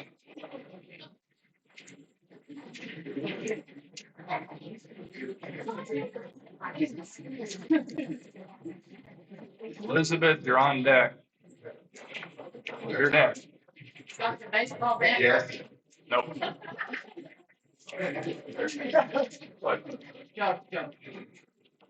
Now for something completely different. Now I'm gonna read this quickly because I have 4 minutes. I was brought into my discussion about the TABC and our liquor and wine and beer licenses because Mr. Hahn sent me some rather hostile emails asking me for information from the Los Morris Corporation, which is handled under the same board as the FCSA. So since I haven't been on the board since 2021, I referred him immediately to the current board because the names needed to be changed on the filing documents. Because it still showed my name and Dustin Smith from 2020. Well, that got me thinking that under the Los Morris Corporation are TABC liquor, wine, and beer licenses. So I talked to Charlene about it, talked to some others about it, and found out that the beer and wine license that the golf course uses, the hall uses a liquor and a combined license, were due to renew. So I made sure to inform the board about how important it was to renew those licenses. And the response was that, out of an abundance of caution, they had sent it to the attorney to reply to. And I'm not sure why, because all they were doing is signing the documents that TAB requires, ABC requires, which also include a background check by the state. And the comment to me as to why was an abundance of caution, which tells me nothing. So I have 2 questions. One, why did the board members, apparently it was 3 of them, Jason, Sharon, and Aaron, that refused to sign the TABC documents? I want to know why they refused to sign them. For one thing, we have liability coverage in case one of our certified servers makes a mistake and overserves. And I was also concerned about why now we have to go to an attorney to comment. There haven't been any big corporate changes up until 2020 that require us to change the Los Morris Corporation. somebody not know a background check. I think we have the right to know why our liquor, wine, and beer licenses are in jeopardy. Second, has the TABC renewed our license because someone else informed me that it may have been expired as of yesterday or soon, at least in April, I believe. So I want to know if it's been renewed. Or has the golf course lost the ability to sell? No, this isn't just an inconvenience for golfers. This is actually revenue that comes in from the use of our licenses at both Dickman Hall and the golf course. So by not renewing our licenses in a timely manner, the board has scaled its fiduciary responsibility by cutting off the revenue from these vendors. So I guess I want to know if it's whether or not they have actually renewed our licenses. If not, why not, and when will they, and have we lost the license forever because of this? So the state will sell licenses to other parties if they're not used. So,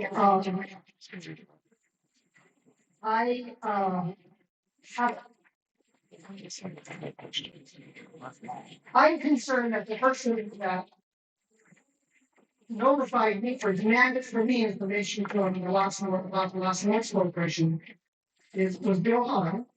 He was on the board, was fired from the board.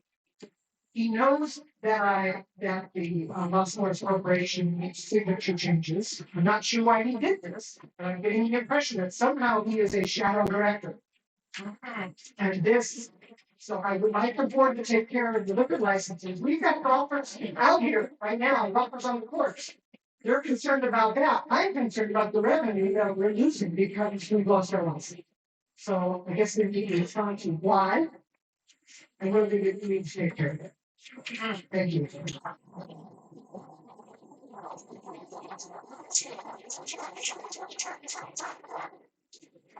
I'm happy to, as I have already addressed Mrs. Hagan's concerns and told her we had correspondence with our counsel about this. But briefly, before I'm happy to read that to the membership so they can see the exact inquiry that the board submitted to the lawyer. First, I want to say, no, our license has not expired, and that's addressed in the letter. Secondly, also, as I talk about our care about our finances, out of caution, we thought that since the articles of incorporation for Los Morris, which are now, over 50 years old, and even TABC law, that we have a current understanding of the law as it has even changed since the pandemic. So that's the basis for the questions. Now I'm just going to read the letter, which hopefully will alleviate, so you can understand what we're asking. And this has already been submitted. We're waiting on response.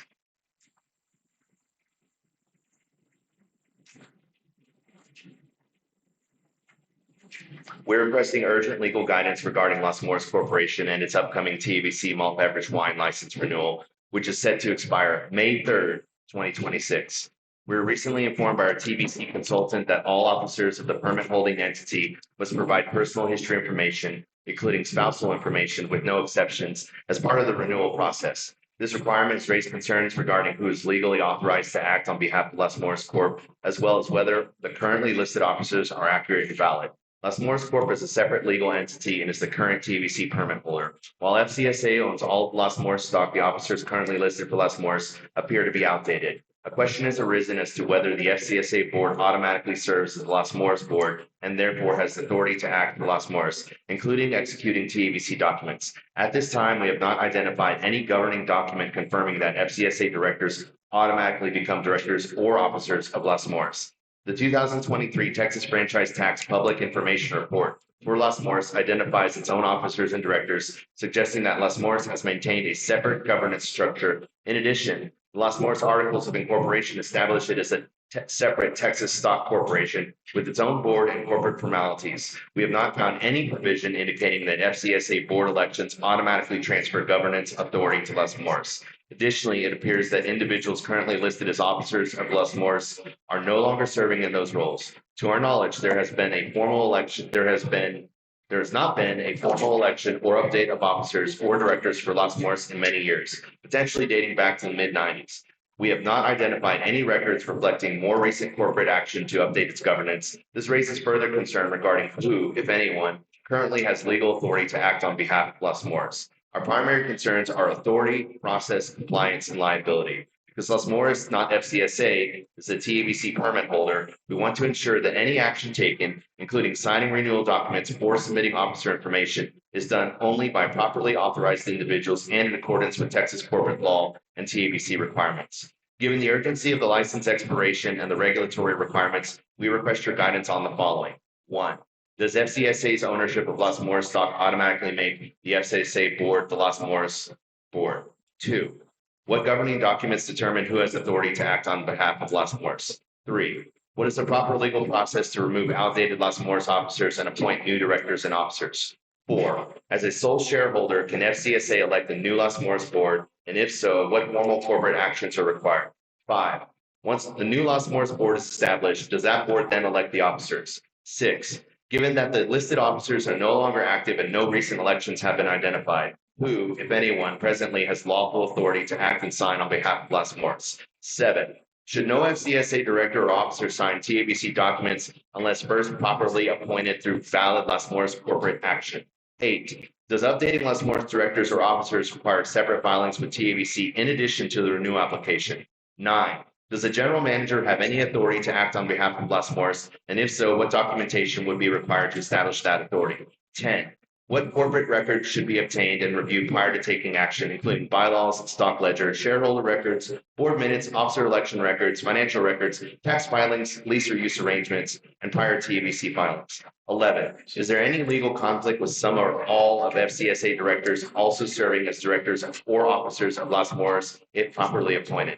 12. If overlapping service is permitted, what steps are necessary to maintain proper legal separation between Los Morris and FCSA for purposes of alcohol operations, revenue, liabilities, accounting, insurance, and regulatory compliance? 13. Given the May 3rd, 2026 deadline, what sequence of actions do you recommend to ensure compliance while minimizing legal and regulatory risk, such as records review, shareholder action, election of directors, election of officers, authorization to sign, TABC update, and renewal submission? We appreciate your prompt guidance on this matter due to the time-sensitive nature of the license renewal. Perfect. 4 minutes. Okay. I would like to say something about, to my knowledge, not one of the board members has declined to sign on the license. I personally have had a liquor license and a restaurant. I personally signed up online to be a primary. I personally talked to the director of licensing in Austin about what TABC rules were and what they require so that we can write this to the attorney. It's not the thing that it's with Los Morris not being updated and we're working on that. So that's where I stand. I personally do not have a problem being responsible for the license. And we are going through the proper channels to get that done. That's all I'm going to say. And I'm very familiar with TABC rules and licenses and what they can and can't do. Since I have been a license holder, I have no problem. I would be able to be one. I have one comment. I have no reason not to be on that license. I own a bar in Houston. I don't have any record that would say that. I could get a background check. It's not an issue. So. I couldn't hear what he said. Say it again. I said that I have no reason to not be on that liquor license. I own a bar in Houston. I don't have any record. The accusation that board members are scared to get a background check has nothing to do with it. It has, but you know what? No one on this board has been on that board since I've been on the board. No one on the board before me or on that any of those documents. This has been neglected for who knows how long, like a decade or something. So we're just trying to get it right. No one's looked into it. No one's cared about it. There's been a meeting, one thing done for Los Morris properly since the last 10 years probably. So we just want to get it right and take advantage of what we can use Los Morris for. The documents were written in 1972. We would like to get it right. That's why we got with the attorney and we want to get professional advice on that. 1 second, come back to the mic if you got a reattach. Sandy, anything memo or John I'm good. to add to it? Ma'am. I didn't come out of thin air. This didn't come out of thin air. When I was first appointed to the board in 2012, I did a lot of research into what we are, and I have seen those documents myself. Combining the two boards, making one board and have the board for both entities. I've seen those documents. I believe they're from the mid-80s. Actually, if my memory is correct, Bill Hahn was a senator of those documents. Lisa has also seen those documents. So I think you better go look again. Thank you. It's not in the Elizabeth? I'd like to know where to look. Did everybody be quiet? Everybody, listen to what Ms. Hodges has to say, please, and keep the chatter down. We're starting to get some feedback up here with the chatter. Go outside. My name is Elizabeth Hodges. Right up to it, please. I wanted them to hear it. I'm not sure they ever listen. My name is Elizabeth Hodges, and I live at 321 Fort Clark Road. And I'll say to this group, just like I said when I spoke for water in our creek at the county commissioners. First of all, the way this room is set up, I'm the one that's standing, having to be not protected by a table. And anyone who understands how things are set up for power bases and have been in theater and drama, I've been a performer my whole life. So I'm going to tell you, anyone who gets up here and speaks is great because you're totally unprotected. Second of all, I want to say to you that as many of you have said, we have been sued 3 times since 2004. We all know that. I'm just going to say it one more time because they say you have to hear it 7 times. We lost. I'm also going to say that the only general manager since I was here in 2004 that ever stood up for the spring in our water, which is the absolute only reason any of us are here, is Charlene Cavender. I'm going to say,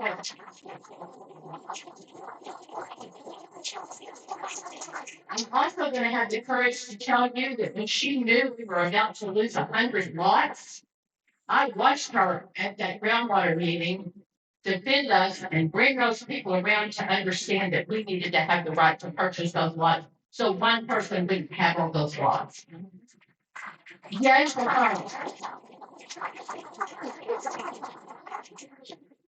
I've watched how she's encouraged everyone and everything. And I've been a public school teacher in this county at that wonderful school with those wonderful kids since 2005. And I want to tell you, when those members walked to this personal day in support of a manager, that's unheard of in our nation, much less unheard of in a place where people are lucky to find a job and so happy to keep it, and who might not have the education they need to have anything else. So I do not understand. I'm not on one side or another, and I've told Charlena this to her face. I'm not fighting for Charlena. This is my home.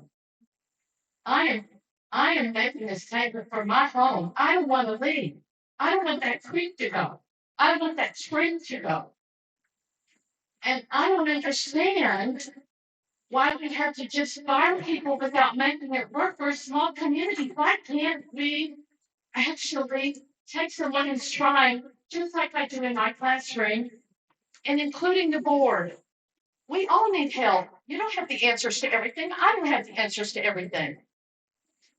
This is an absolute disgrace that is responsible to all of us. And I am speaking from the heart. I have one last question, and that is, I don't understand, Mr. Palmer, why they're not required when I ask them a direct question, why they are not responsible for answering me.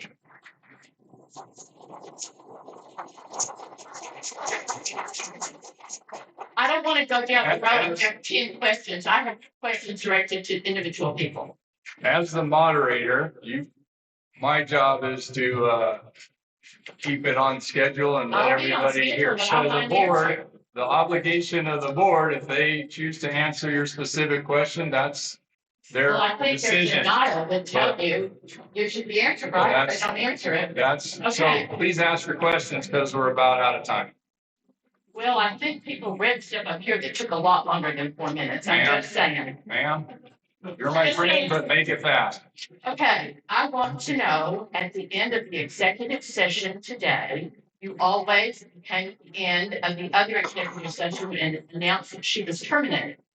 Never once did I hear what the vote was, for and against. Can you give me that number, Aaron? This is directly a question to you. Let me interrupt there just a This is second. not breaking any rules. Yeah, It's actually, it's they're actually- supposed to. Right, Mr. Hackett? No, listen, Elizabeth, please. If you have multiple questions, ask your You're question. wasting my time. Answer my question. Elizabeth, do the right thing, or we're gonna have you escorted out. So Aaron, if you want to answer this question, go ahead. Howard, come on, buddy. The answer I'm giving is no different than what I've discussed. It's simple. Answer the question. Give me some numbers. The answer is that decisions coming out of executive session are announced as board decisions. Period. That doesn't answer it. Which is what my last question is. All over Facebook, there's been something about ad hoc, because I was on an ad hoc committee that did some wonderful things with several people in this to have alteration forms so we wouldn't destroy our historic and common grounds. I know you're set with a specific mission, and so the board has to direct us as a committee for us to do that. I want to know who directed the person, because it's supposed to be a specific question. Who directed the person to do the ad hoc financial report? Was it the board? I'm asking that question to John. Was it the board, or did you vote for that? Ad hoc committee. I have no idea what you're talking about. There you go. What about you, Jason? Did you vote for someone? You're the treasurer. Were you commanded to do that ad hoc financial report? What exactly you're referring to? I think John actually doesn't know what Financial you're. has- No, it has not, because John actually doesn't know what you're talking about either. It's not like he's not saying, are you saying that you don't know? Do you understand what report she's referring to? No, you It's all see. over Facebook. There's some kind of Okay, ad hoc but report. I'm not skating. skirting the question, but Mr. Wiley doesn't understand what you're asking, and You're the treasurer. It's about money. okay, but you're throwing out an ad hoc term among, which report are we talking about? My question is answered. Thank you. Okay, thank you.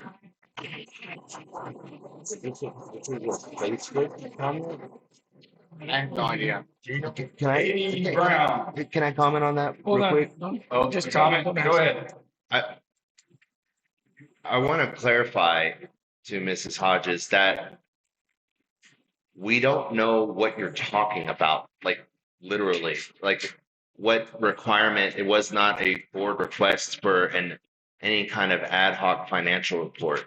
There was Exactly. there was That's no, the answer I need. okay. I need to say something. I would like to respond to the fact that the springs is the lifeblood of the board. I would like this members to know that the reason groundwater got an audit written up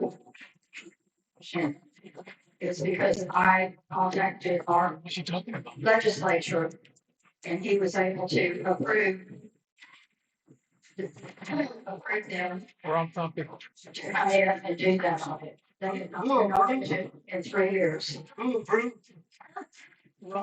Morales, our legislature. Unilaterally. Sure. That's impossible. Sharon. That's for the groundwater. I called him, I've been in contact with him. The reason he showed up at our meeting, our groundwater meeting, is because I have been talking with him and I've been very active in making sure the spring stays. I have an attorney do a letter to GMA 7. That's why they're reviewing our map and our. Getting on topic. Sharon, this is nothing to do. Anyway, the board has an action. Put me over that because I was active in it before I was even on it. And it is a priority for me to get things done at groundwater. I was active in managing and helping get the people elected that got elected at the last election. I did the advertising, posting the ads, raised the money, did the paper, all of that, and set up a special time. And I did the back the correct way, closed it out the correct way. So we got 2 conservative people on there. Sharon, Sharon, So. let's stick to the point, the question. I'm to the point, but it was said that we don't care about the water. We do care. I do care. I have been contacting people and I have been responsible for some of the movement that we've had. Thank you. Yes, please. Everybody else. Well, Elizabeth, listen, please. Really? Really? Everybody, but I don't get. Listen, I think I'm too good. I didn't say you couldn't, but don't act like that, please. If you want to readdress the board, I didn't hear you say that you don't care about the spring. I don't think you said that. I didn't accuse anybody of not caring about it. Okay. I always said this was the first jam to do. And Sharon has been very involved in the spring. That's a fact. If you have another comment, Elizabeth, you could do that now, but you don't. Okay, thanks, ma'am. Thank you. First off, I'm not here to criticize the board in any way. I realize that this is volunteer positions. You're not paid for your place on the board. Sometimes on a ballot, we're limited as to who we can vote for, and sometimes we get someone that comes in with their own agenda and is not qualified to be on the board of the association. I will say that somebody mentioned in board meetings that they were able to ask questions or speak up. A board meeting is a board meeting. It's gracious that the board gives the courtesy to a member to stand up and voice an opinion, but that's not what a board meeting is for, and I understand that. I sent a letter to the board as requested that we do when we have questions that we want addressed, and I sent one and never did get a response on it. It is my understanding that we got rid of, dismissed, didn't need, whatever, the accounting firm that we had for the board. So my question is, and you might even write these down so more. My question is, who is our CPA? Or are we just winging it? Secondly, I understand that we have changed the bylaws to allow an assistant for the treasurer. My question is, can we change the bylaws without membership input? And is this assistant a paid assistant help? So I'm going to try and straighten out our finances.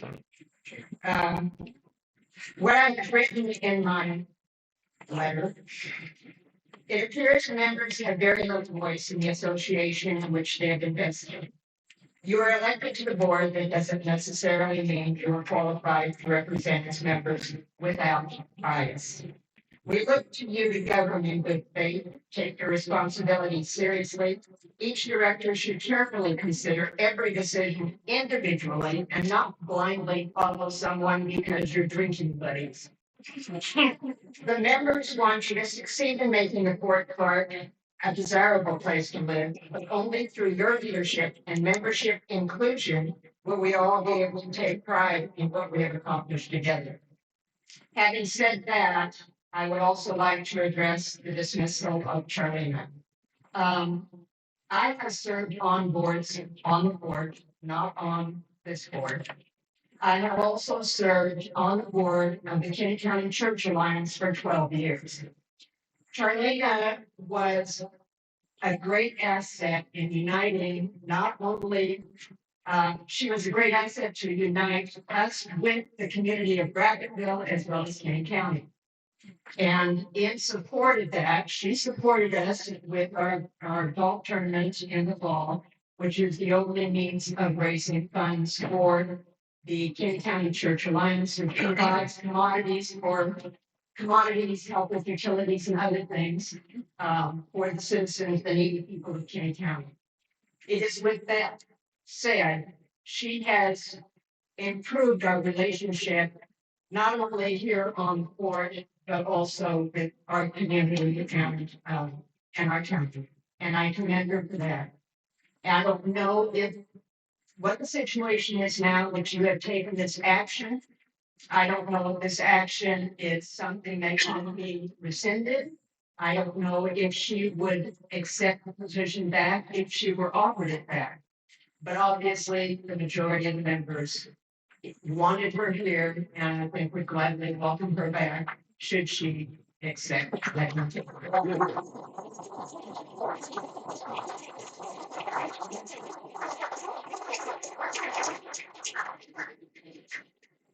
Answer. I can know, sure. I mean, I'll start with the finish. Our CPA is Bricks, right? Yeah, so our CPA is Bricks Coggins. Question number 1. Question number 2, bylaws, assistant treasurer. Can we change? Second, this was several meetings. We went over this. Can we change the bylaws? Yes, a simple director vote can change the bylaws. The language has to be presented and approved. The thing is, the change that was presented was like 2 words. The creation of assistant officers already existed in our bylaws. But the specifics of it that were debated in many meetings and consulted with for legal wording changed just a couple words so that there was clarity.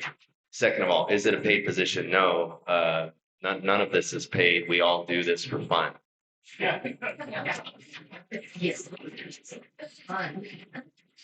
Next. Okay, Rob Gomez.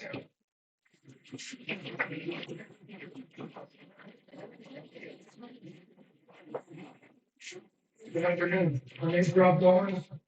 I was the law enforcement officer for like 35 years. I'm retired 6 years ago. I'm running for county judge. I wanted to come speak because I've dealt with Char several times. Really, about 3-4 weeks ago, I dealt with her. Very pleasant, honest, respectful. I went ahead and joined the as a member. I don't have a lot here, so I wanted to listen and see what was going on. I never saw anything in the newspaper. I never saw anything on the internet. The only thing I heard was it was on the page for Fort Chuck Springs Law, which I don't have access to that because I haven't been accepted. So my question was, I was a manager for over 20 years with government. So I don't know about performance improvement plan. Was she given a performance improvement plan? Was she, given a chance to improve her performance, or was she just removed?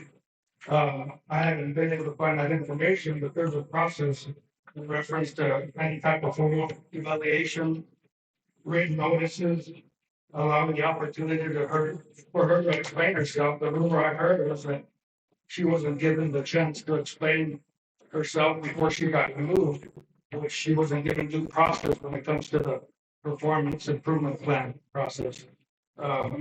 In reference to, I've never met you guys, I know a couple of you guys. I was listening to a board member speaking about the structure is broken for 50 years, and I'm thinking, why hasn't it been broken for 50 years? And it hasn't been fixed in reference to all these board members that have gone through the process of running the board.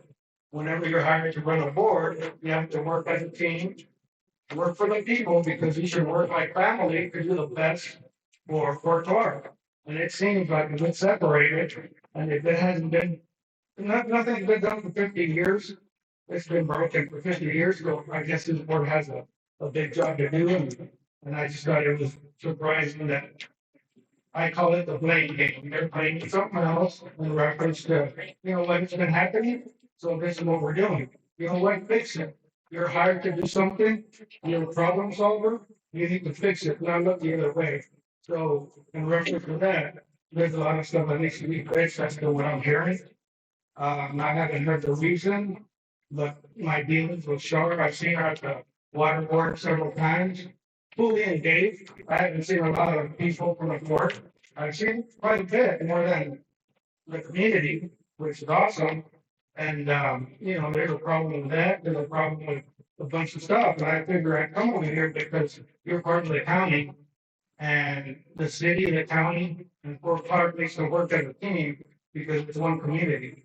So that's the reason why I came on.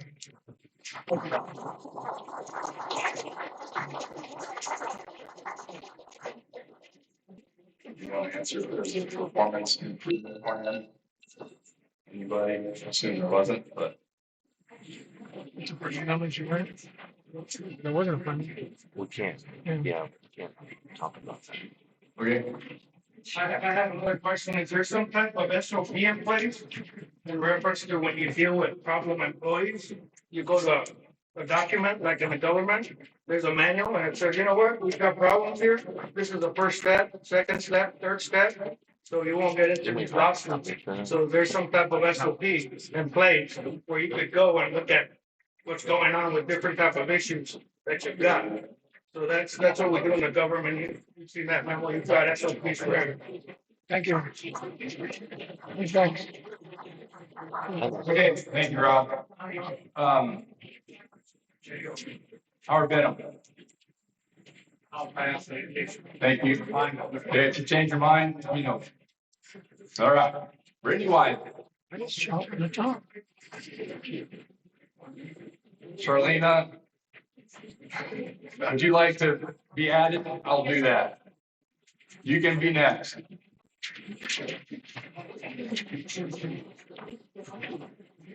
Legally, active membership dues would be used to pay the GM severance package. Mr. McGee has answered very obtusely and condescendingly, in my opinion, that it would be paid with association money. So to clarify the answer to Mr. Gilby's question, yes.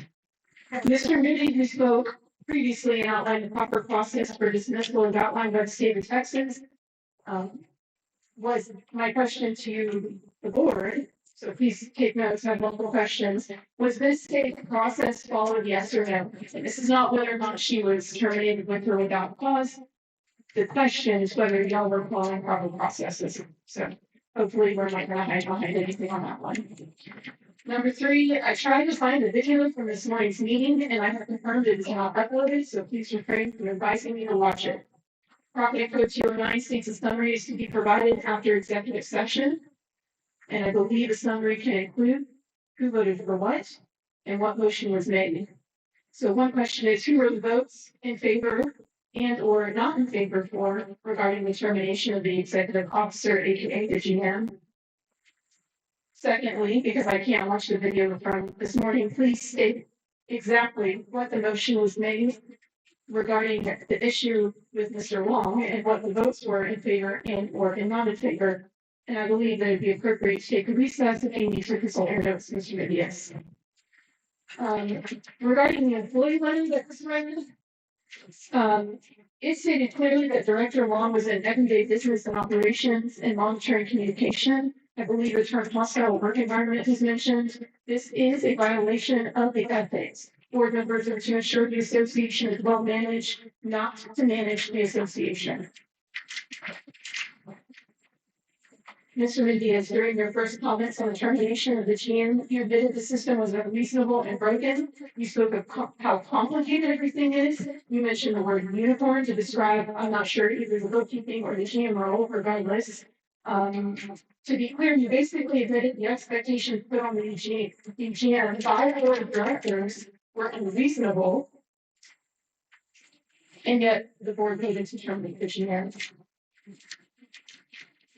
So to summarize your other comments, and I'm paraphrasing here, we shouldn't worry because y'all will fix it, the broken system, and find somebody else. So my question is, why don't you start with fixing the broken system first? Because I have, and please don't steal my time. I'm reading so fast. Please, because I have, or can't speak to how hard it is to find a general manager, because I donated 100+ hours to find candidates for the board to review. If you go online, or you're happy to ask me questions, I will tell you exactly how hard that is. And we are just being put in a terrible position at this point. And I want to say this, I will not volunteer again because after I've watched what's happened and how our board of directors treat our GM, I cannot, in good conscience, convince anybody to apply for this position. Lastly, I just want to say, I love that this place is all about history, but I don't like the historical fact that I'm about to share with you today. Jason Long, I believe you're the only board member that has been made to and required to make multiple public apologies. I am so disheartened for our employees. I believe they're being treated so unfairly. And to the board, I say, it's not good enough. True leaders do not manipulate outcomes. They inspire them. And I think that our employees showed us that our general manager is a leader and was inspiring to not just the employees, but to the membership as well. And I hope you took notes and ready to hear the answers to my questions.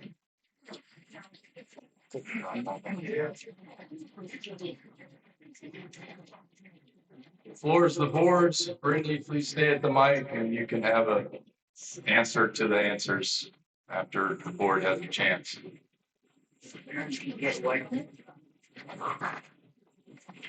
I'm looking at the code of ethics to be clear. I'm not just looking at my phone. Because my response to can we talk on votes on motions has to do with my understanding of the code of ethics to which we all took an oath. And at its core, it is that the board does operate as an entity, not as individual directors, and that votes of the board are to be respected by all the board members. When votes are disclosed for or against in private matters, then the integrity of the board is put in danger. It is divisive for the board to have people say, you voted this, you voted that, when it's private matters that we're not allowed to even discuss in open session. We're not. It's in our governing documents. And also, we're not allowed to discuss the confidential proceedings of board meetings outside the boardroom. Like, there's a whole list here. And these questions are asking for a violation of our ethics. That's why I can't do it. Like, I took an oath to. I advise you to consult property code 209, which requires a summary. Go ahead and roll your eyes and think maybe you can explain to me some more interested in it. Yes, sir.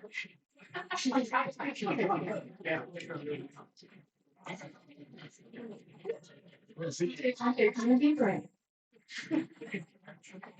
I advise you to read this property code 209. I understand the ethics that you're referring to as far as the majority of the board supporting all decisions, and that's not what's being called into question. In open session, we get to see who votes for what. A summary of the vote in an executive session can include who voted for what. Now, if some people vote to stop mowing the lawn at Fort Park Spring and some people don't, but the majority of the board does, yes, all board members must moving forward support the majority vote of the board. That's what that ethics requires. So I'm sorry, but it doesn't go against what I'm asking you. I'm asking you to control the property code here on that.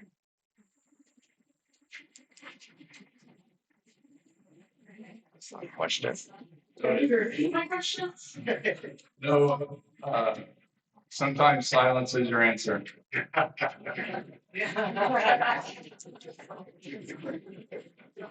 So just to be clear, the board is not going to provide us with any information regarding votes of determination of engineering, nor what motion was made, by Mr. Long, who was and was not in favor of it. They're not going to answer the question regarding state process for termination and whether or not FCSA as a whole is presently following that process or not. At least an answer that.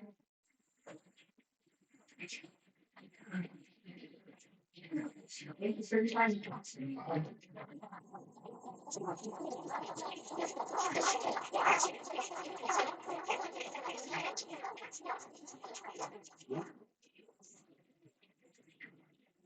Charlene.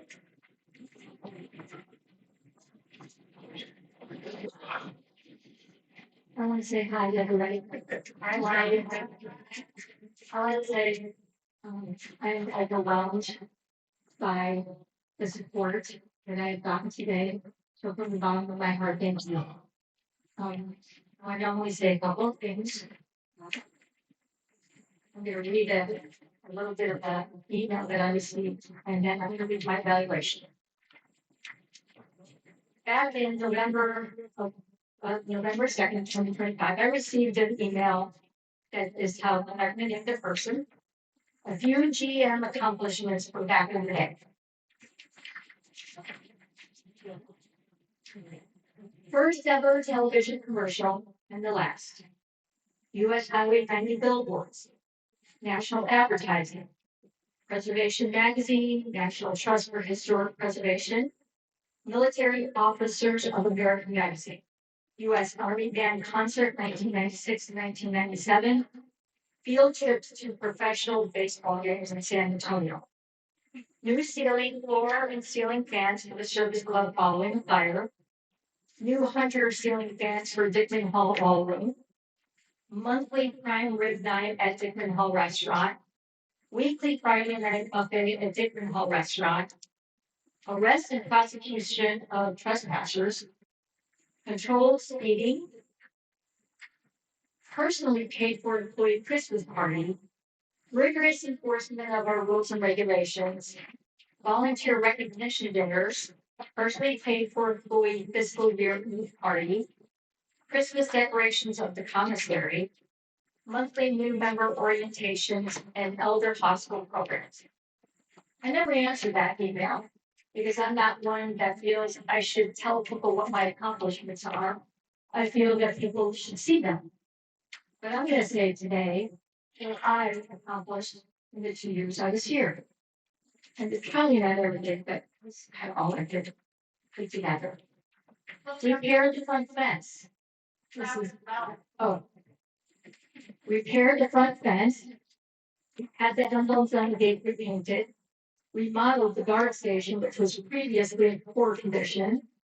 Repaired the retaining wall on the service club parking lot, an issue that had remained unresolved for over 6 years.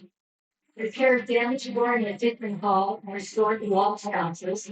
Drafted a revised employee handbook. Trimmed and restored the mountain laurels at the service club, which now look healthy and beautiful. They're not dead, are they? But I was told that I killed them. Repaired the crumbling columns at the empty saddle. Installed new shading and repainted the monument so the wording is readable again. And that's thanks to my maintenance and relief.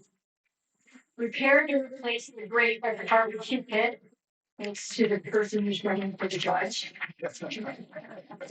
Repaired holes near the bridge leading to the pool. Renovated all 4 bathrooms at the RV park. Thank you, David. Installed shelving behind the pro shop counter to improve storage and organization. Thank you, David. Oversaw installation of a new billboard on Highway 90.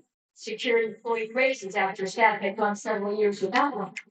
Provided employees with new office chairs to replace worn out chairs with no cushions or no support.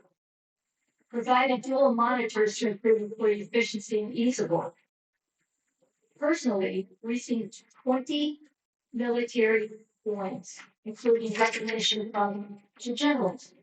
They don't normally give those out very easily if you are military yourself, but I did work in the military community.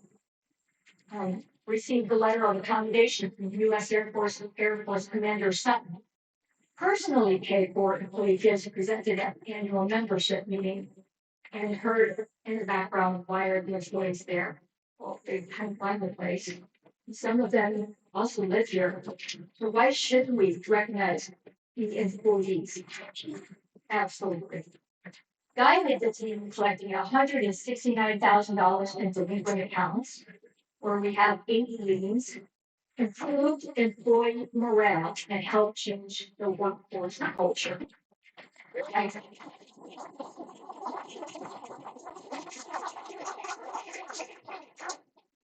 So my evaluation, I had to provide a template. There was some changes that were made to it. And it's a number system, and if anybody wants to see it, I'll let you, but I'm gonna make this very short. You go from 5 for exceptional, 4 exceeds, 3 meets, 2 development needed, and 1 not meeting role requirements. I had to fill it out for myself. So at the end of it, here's what it was. My overall amount was 54 points. The board's amount was 50.6. So there's only 3 points different, because I know what I need to improve on. Here's what was noted on here. Top strengths. I don't know who wrote this because Memo gave it to me, because nobody else did. Top strengths: positive attitude, work ethic, member engagement, integrity, dedication, hard working. Top improvements: organizational structuring, which means changing employees, regimenting compartmentalizing of non-important communication. So I'm not sure what that means, because if I'm communicating, it means it's important to me. And it's important to the staff. And prioritization and training. I got no information on you need to improve on this. I've been a manager for almost 30 years. You get a 30, 60, 90-day personal improvement plan.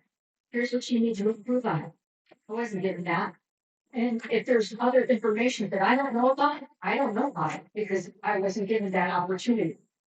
But Jason can make a couple of announcements and apologize, and that's okay. But all the hours that I put in, 10 and 12 hours a day, and never having lunch and eating very rarely and working because I care. I don't have an agenda. Never had one because I cared.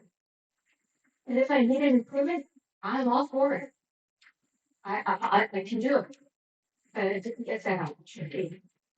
And that's really sad. But that's all I have to say. So thank you.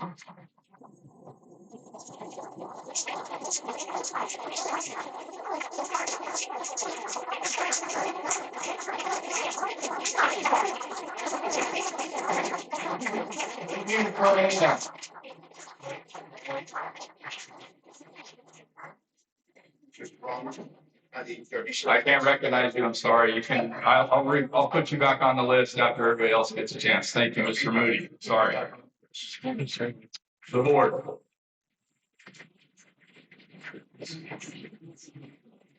I'd like to share something, and I'll get it at the end of this. I think I wrote this in case somebody came up here. I've had fellow board members ask me what we've accomplished in the last 3 years.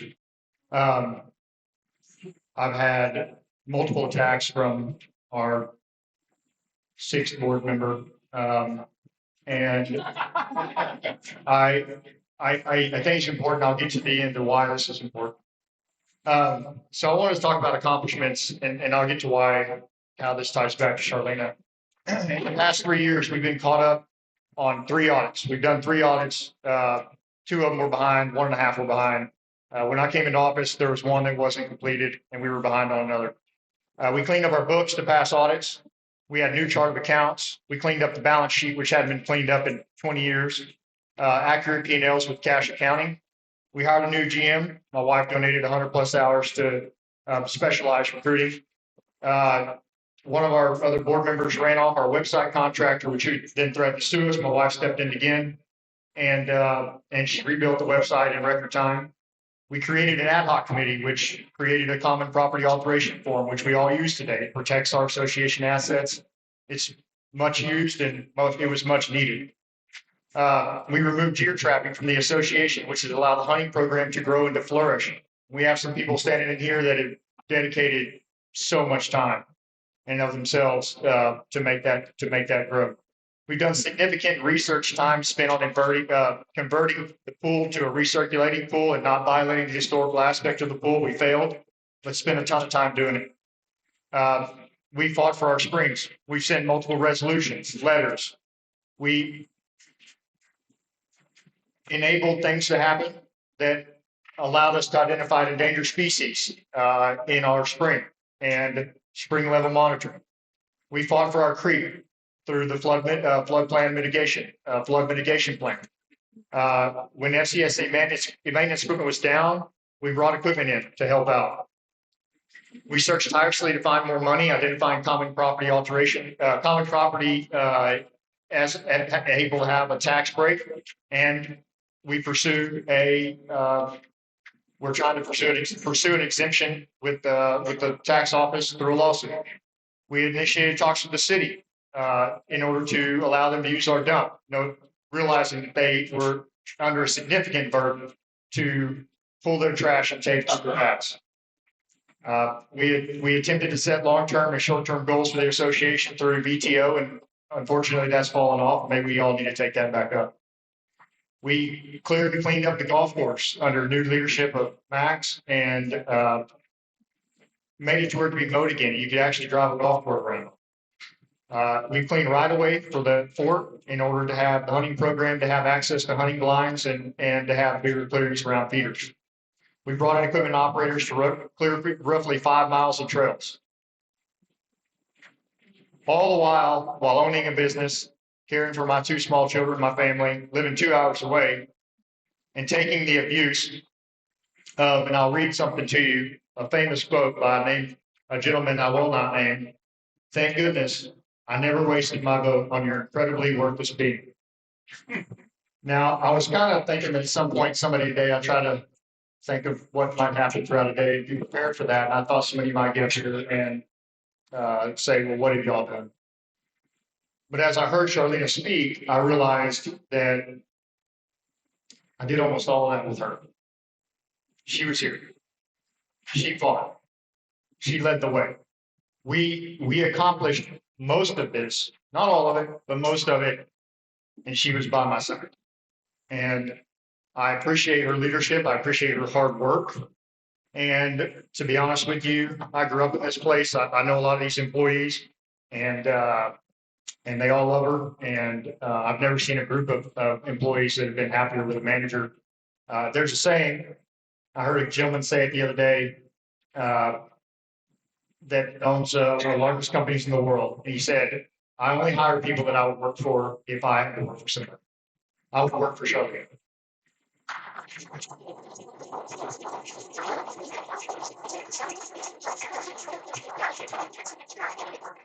Mr. Palmer? Sir, I can't recognize you if you'd like to get on the list. Or, oh, Mr. Fox, give me a second. Stand by. Hang out just a second. Hang out. We're ready, but let the board and then I'll recognize you. You're right. No, stay right there if you can. Anybody else on the board like to respond now before Mr. Fox? I'll say something. Okay. Regarding Charlena's position, her statements right now. For those of you who know me well, I've been consistent. Charlena falls short of perfect, and we're never going to have a perfect person here. But I know she really worked very hard, and I can confirm that every day, all the time. And we're in an unusual, or as I said to my colleagues earlier, we are in a very precarious situation. Thank you. Anybody else? Aaron Jason Chairman, Mr. Fox. Thank you.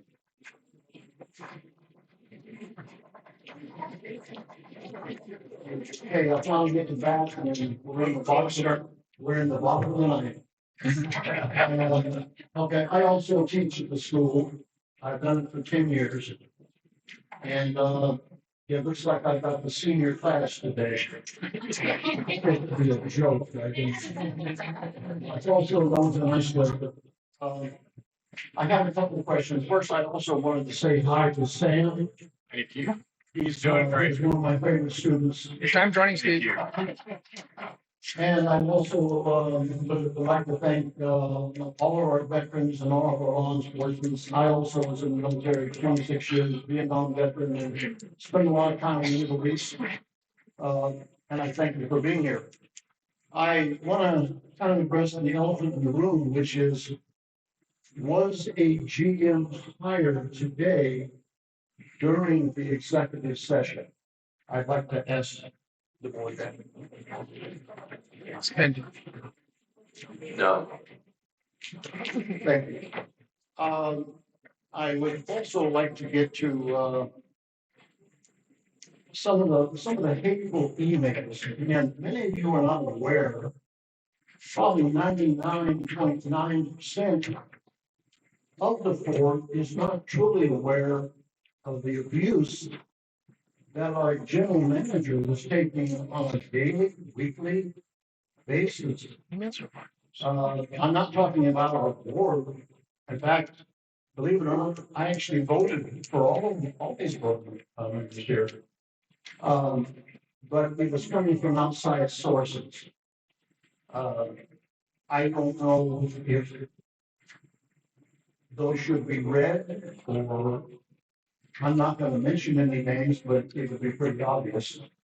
But she didn't deserve this, and what I would have asked of the board, because I also ran the company, I was a senior engineer, all this other stuff that, we always say we do. But we're supposed to protect the people that are working for us. That's what this thing is all about. And the board, as mentioned, does work for us. But most of us are not the squeaky wheel. So I want to ask the board, have any of you ever received any hateful, let's call it emails, or, what else, what do we want to refer to them as? Any kind of letters that were certified from any individual, and who might that individual be? Could I start with Mr. Wiley? I just read one to you. Okay. Did you receive any others? Yeah, a lot. Okay, who did you receive them from? Am I allowed to ask that? Don't even think I have to answer it. I mean, everybody knows. Well, can I say the name? Okay. Memo. I'll say Mr. Bill Hahn, which I refer to as Slick Willie.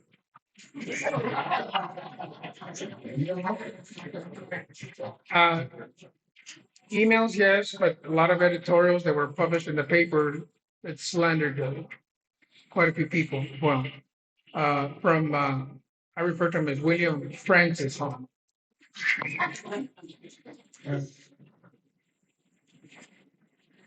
Yes, I believe every board member in the history of board members receives hate emails. I think any former director can admit that. However, I think it's inappropriate to call any member out. It is absolutely inappropriate. And nobody should be subjected to this, particularly a lady. I'm a father, I've got 2 daughters. Shame that this is being done. I wish those could be read, but they're not. Careful, Steve, you might get one. Bring it on. But I've gotten a dozen or so similar emails. And Sharon? Oh, no, he doesn't discriminate. He has said something that he doesn't like. Just, I think every one of us, but when I reply to him, I tell him I do not accept disrespect. And unless he wants to talk to me in civil tongue, do not email me, dear. And he knows me, he doesn't do that. He knows that I won't check his emails if he goes to talk to me in the proper professional manner. I have told him that in that signature with him. For me personally, I do not accept disrespect from anyone. I've told you since I'm on site and I'm on our working together. I have told everyone from our staff that they are not to take any abuse from any member whatsoever. Get their name, their phone number, and we will take care of it. It's not acceptable. I don't accept it. And he doesn't do that to me. He did, but he knows that if he wants to talk to me, he has to talk to me every single day. Okay, Mr. Gilby, have you ever received any? Okay, gosh, this is like, the full house here. What about Charlene? Have you ever received any Charlene?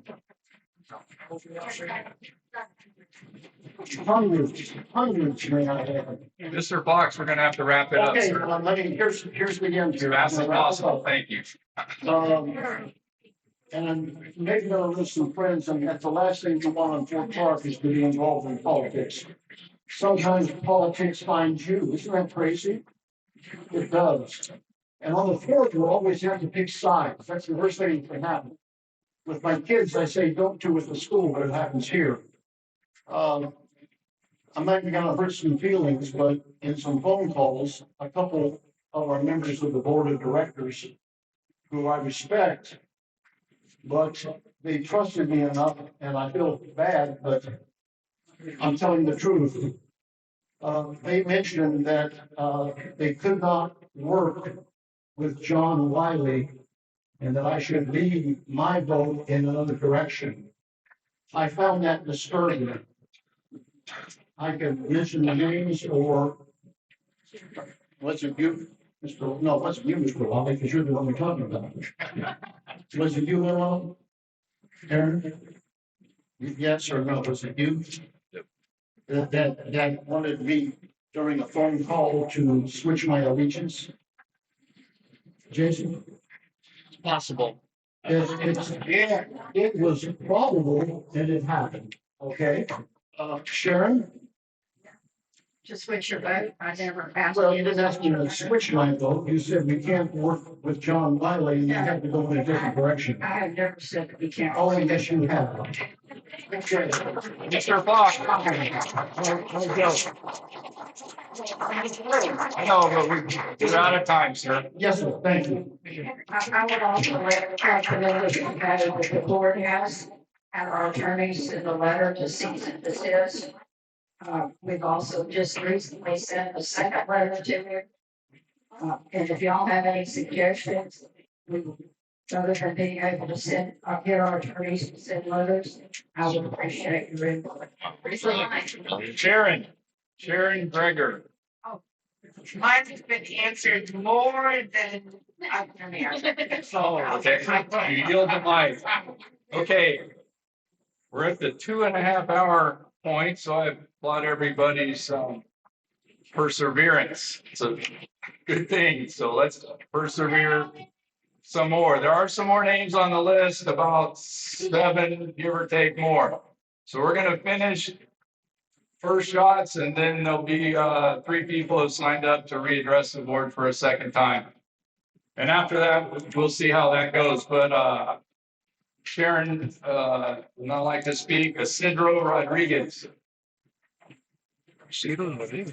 Isidro Rodriguez, are you in the house? He's out, Matt? Okay. Yeah, I think so. All right, moving on, Warren Compton. Put your seatbelt on. Warren, I'm gonna give you extra time, 5 minutes. Thank you. Why not twice? My name is Warren Thompson. I've been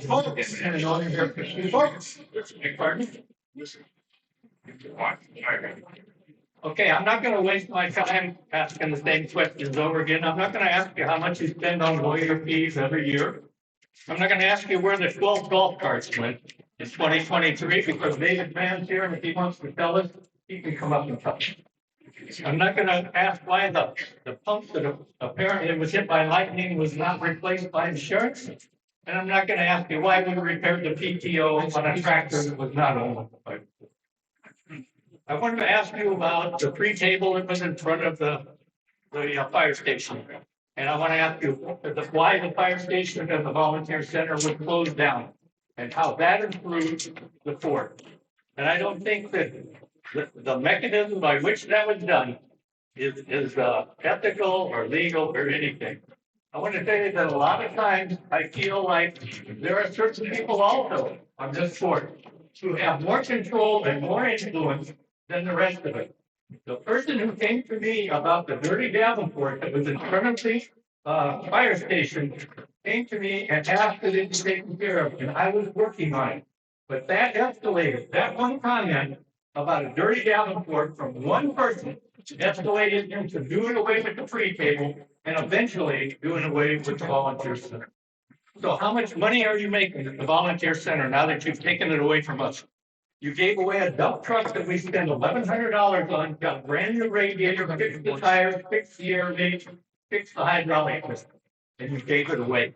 That truck was fixed up so that we could use it in conjunction with the other dump truck that we have, that we could haul branches more efficiently. That's why the dump truck was fixed.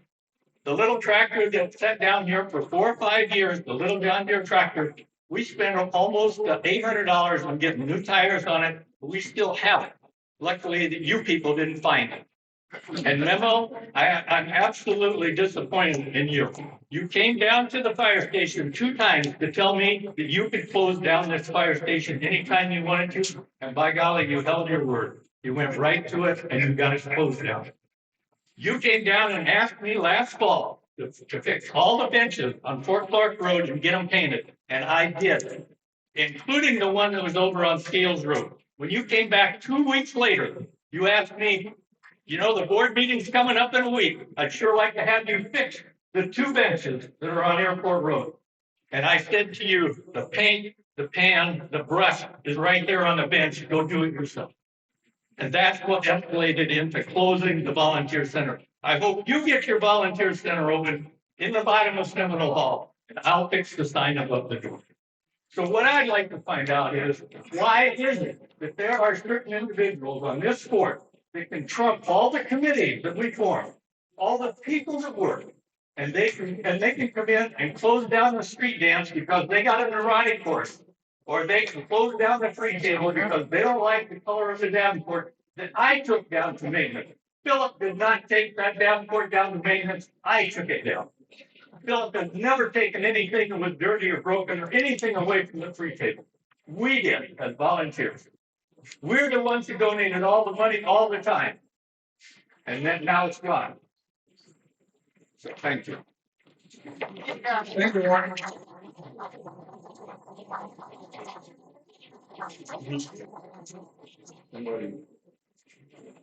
Somebody on the board.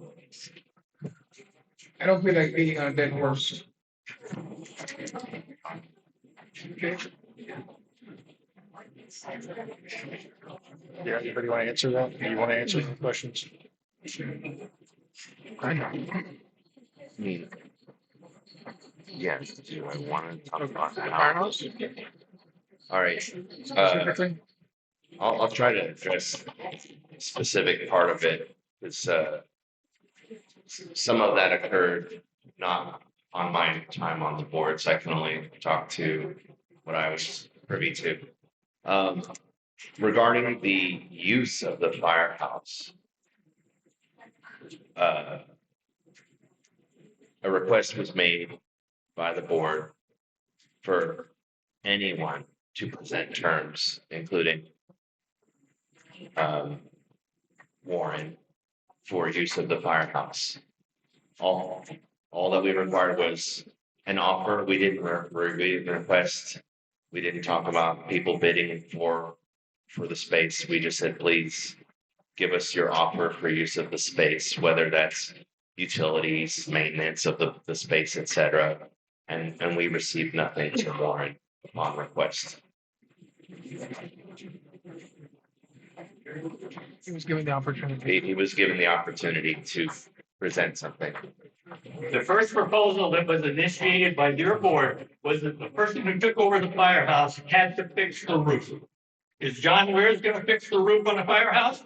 We spent $4,000 of our money to fix that roof and it slowed it down, but it never cured it. It's almost there. And that was the first email that you folks put out. That's why we didn't submit, because we have a bid. It was $35,000 to fix the roof on the firehouse.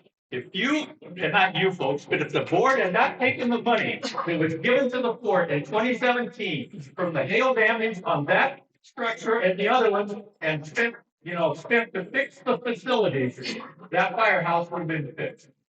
And you wouldn't have all the roof damage at your health center too. Thank you, Lawrence. Thank you. John's done a good job. Last chance for the board to address Mr. Thompson's question. Back here. Rihanna.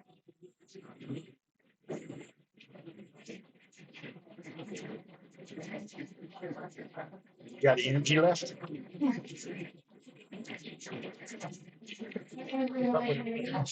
I have a member, an employee, a board member, a director of operations, general manager, whatever you want to say, I'll chat with all of their seats. Really, this is just a complaining session, and I want results. There needs to be accountability. So my question to the membership is, we need to make a decision on how we want our association run. Do you want it as a country club, or do you want it as a homeowners association with commercial entities?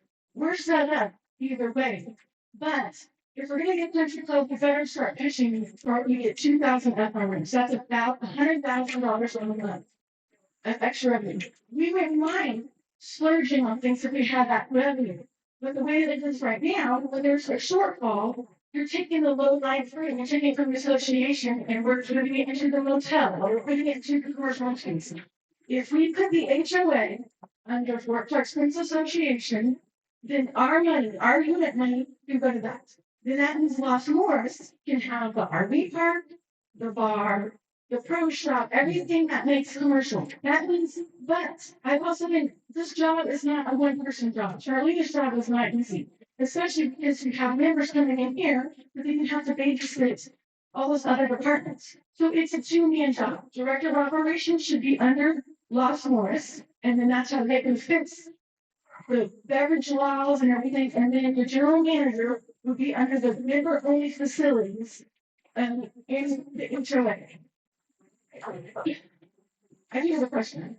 So 209, does 209, do you have to vote? Like you make a change to a governing document as a board membership.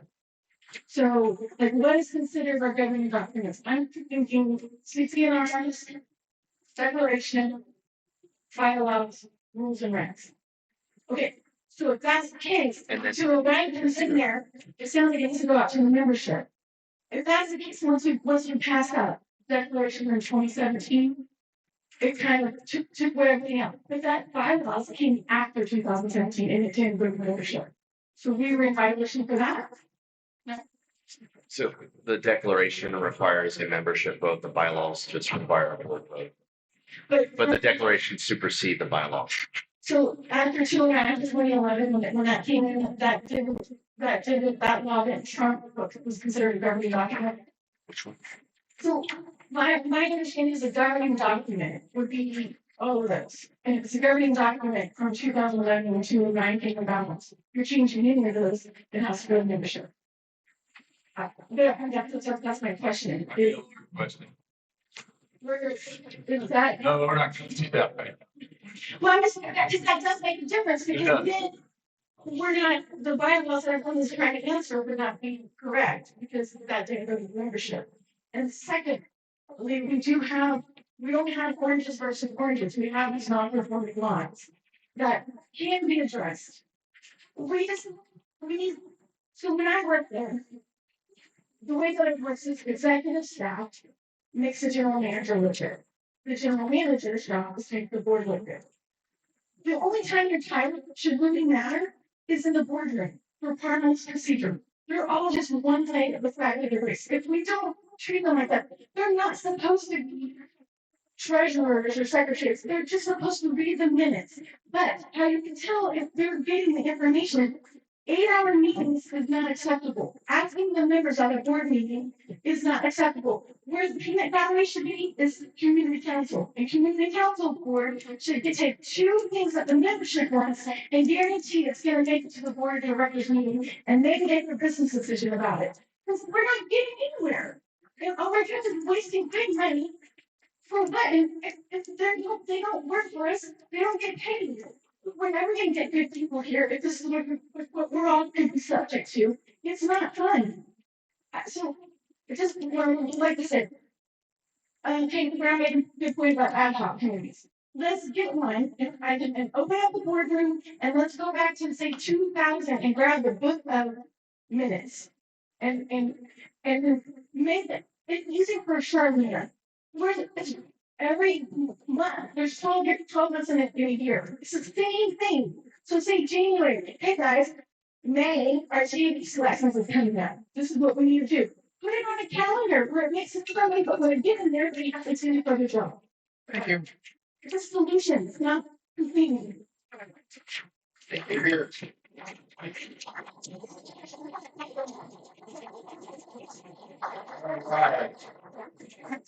So last person left on the first sign up, and then there's a couple, 3 reattacks, we call it in the Air Force, but second chance to be listened to, we'll call it.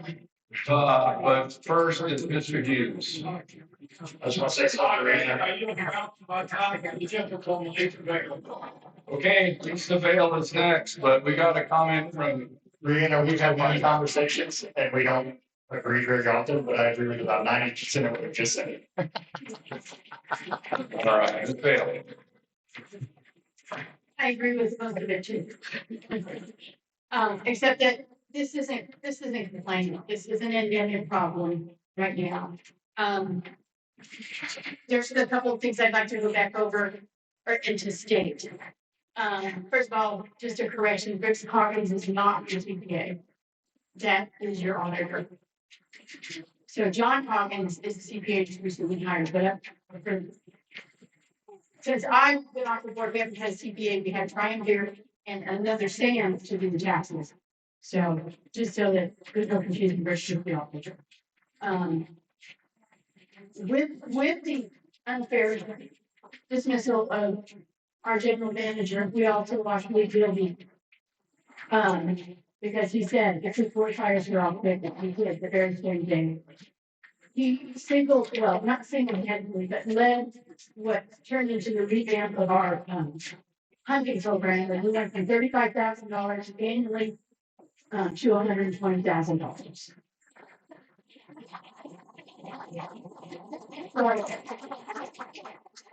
There goes that revenue, because they're not doing it now.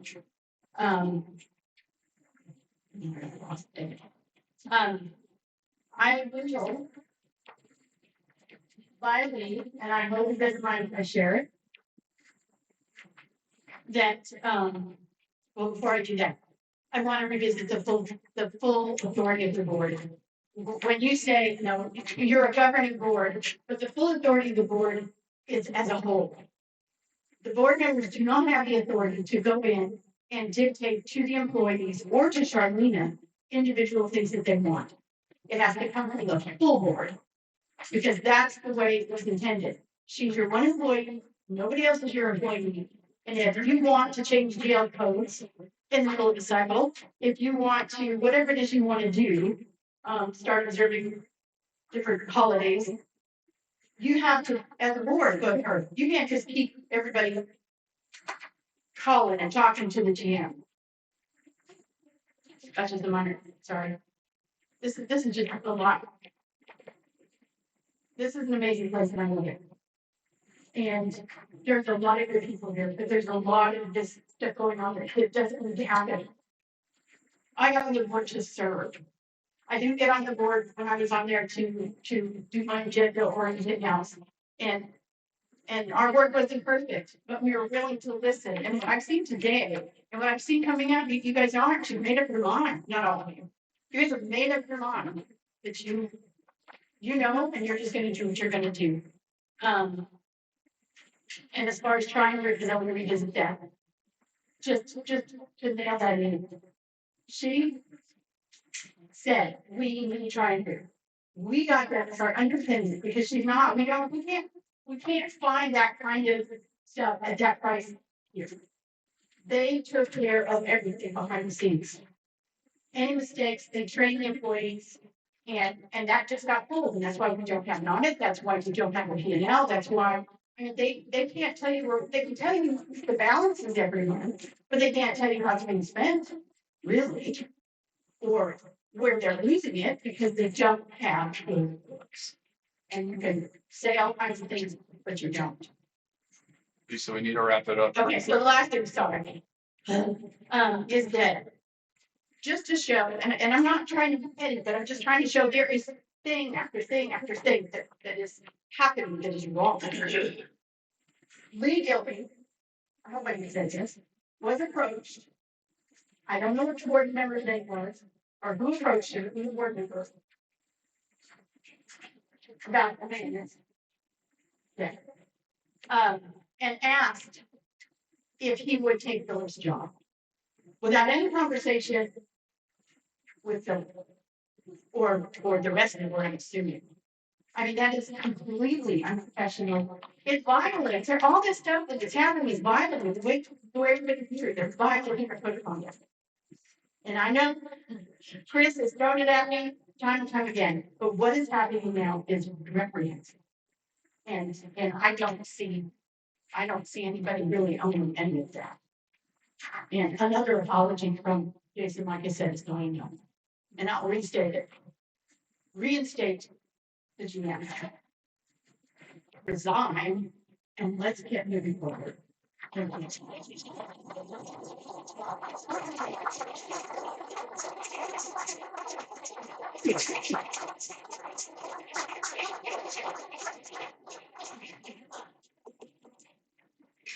Hi, everybody. My name's Terry Lane, and I just want to say that I retired to this board. My husband and I built a brand new home, and the things that are going on with this board break my heart. We have spent our life savings to move to this place. This is our forever home. And the things that are going on with this board, the fact that you have allegedly dismissed the GM without proper cause it's ridiculous. And, you know, we have friends who just bought a property. They moved here from New Mexico, and, you know, I'm embarrassed that all of this is going on. And I want to say that I'm so thankful for Charlena, and I agree with what Lisa said. She needs to be reinstated. And I feel like her getting a phone call after an executive session, and you all did not have the spine to face her and say you're terminated, is wrong. It's wrong.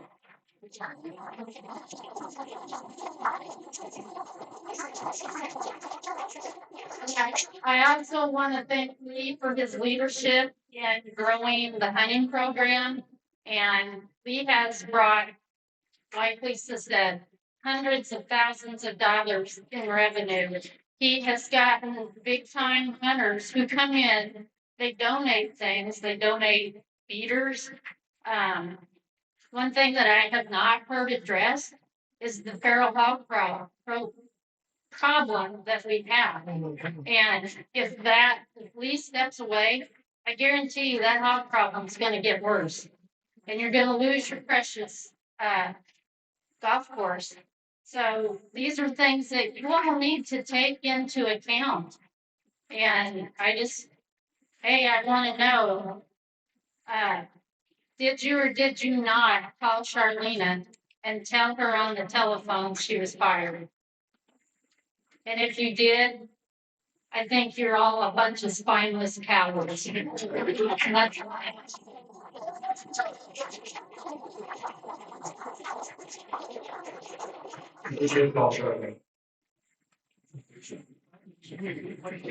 Okay.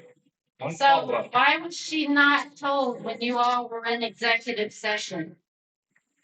Was she not allowed to say, I'm sorry? I would like another chance. I would like you to produce to me the 3-step write-up that she should have been allowed. I mean, Jason has been allowed to say, I'm sorry, but where's Charlene's opportunity? That's my question. Anybody?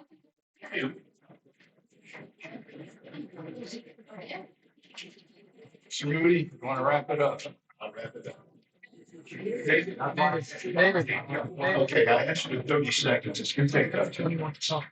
Go ahead, sir. I want to say to the board, you guys have taken a lot of beating. I do respect the fact that you sit there and you take the punches. John, I will work for you and with you any day of the week.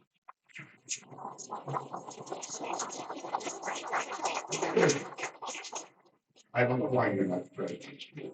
Yeah. To the three of you that voted to terminate shame on you. But now I want to say something complimentary. I can't think of any job I would not take. Working for a bunch of retired people who have nothing to do but figure out a way to make your life miserable. I understand that. I applaud you for doing the volunteer work that you do. I don't agree with 3 of you. I do agree with 2 of you. We all know who you are. I mean, why are we in this veil of secrecy? You 3 voted her out. You guys wanted to keep her. The reasons you voted her out, and I've been a manager and a director all of my life, running really big operations. And I hired and fired a lot of people. It's the hardest job. It's easy to hire one, it's hard to sell. But when an employee is falling a little short, you give them an improvement plan. Give them an opportunity to come and say, okay, I can do this. Give me a little help in this direction, which way you want me to go, and I'll do it. You should have done that. You should have at least had the courtesy to give her an opportunity to say to her face, these are your shortcomings. We're going to give you 90 days, 6 months, whatever. I've always given my employees those opportunities, and one of them is sitting right there. Worked with me for 30 years. Yeah, he's one of my closest friends. But that didn't stop him from chewing his ass occasionally. And it didn't stop him from getting in my face and saying, I think you're wrong, boss. And he's done it many times. I want to implore you, the 5 of you, to just get together and say, you know, guys, maybe we miscalculated. Maybe we made a mistake. Maybe we should call Charlene again and see, first of all, if she will come back. I have an unfit word she might. And give her an honest review of what you think her shortcomings are. I promise you, she will improve or she will die trying. And if after a sufficient amount of time, and don't give her 90 days to fix something that's 50 years old, for God's sake. Give her some time. And if she doesn't improve, then hell, I'll fire her for it. But do us a favor. Those of us who live here and genuinely love this place, be responsible for your employees. Help them. She's the only one that you truly have. Surely 5 of you can give her some guidance and some direction. and fix this problem, you know you can. And we implore you to do it. Thanks for your time. Thanks.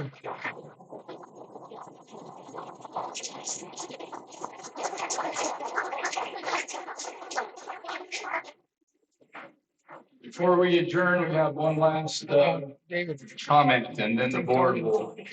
you can chat his hands up for a while. I'm not sure we're gonna have time for that. We'll see. Really? Yeah. What? No, go ahead. Howard. Oh, okay. My name is Howard Bell. I live, here since 2008. And I just have two comments. Number one, I sat here and watched this today. And the hubris of these three individuals is mind blowing. So the lack of answers, for accountability is unbelievable. In the mic, Howard. I'm sorry. Their lack of accountability is unbelievable. And you all can do what you want, you can vote the way you want to. But if you keep these individuals in here, you're going to continue to see the same thing over and over and over again. Mr. Long has been reprimanded previously for antagonism toward employees, threatening employees, demanding his rights as a board member, and such as that. And this last one, to me, is the most significant. If I was that woman's husband, Mr. Long probably wouldn't be here today. Mr. Benham, thank you. Thank you very much.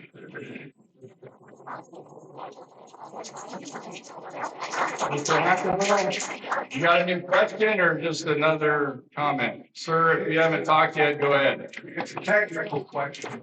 Okay. It's just technical. Hi, my name's Robert Mummy. I'm a past board member. I bought my property in 2015, and I was actually placed on the board during the previous recall election. Recall elections cost money.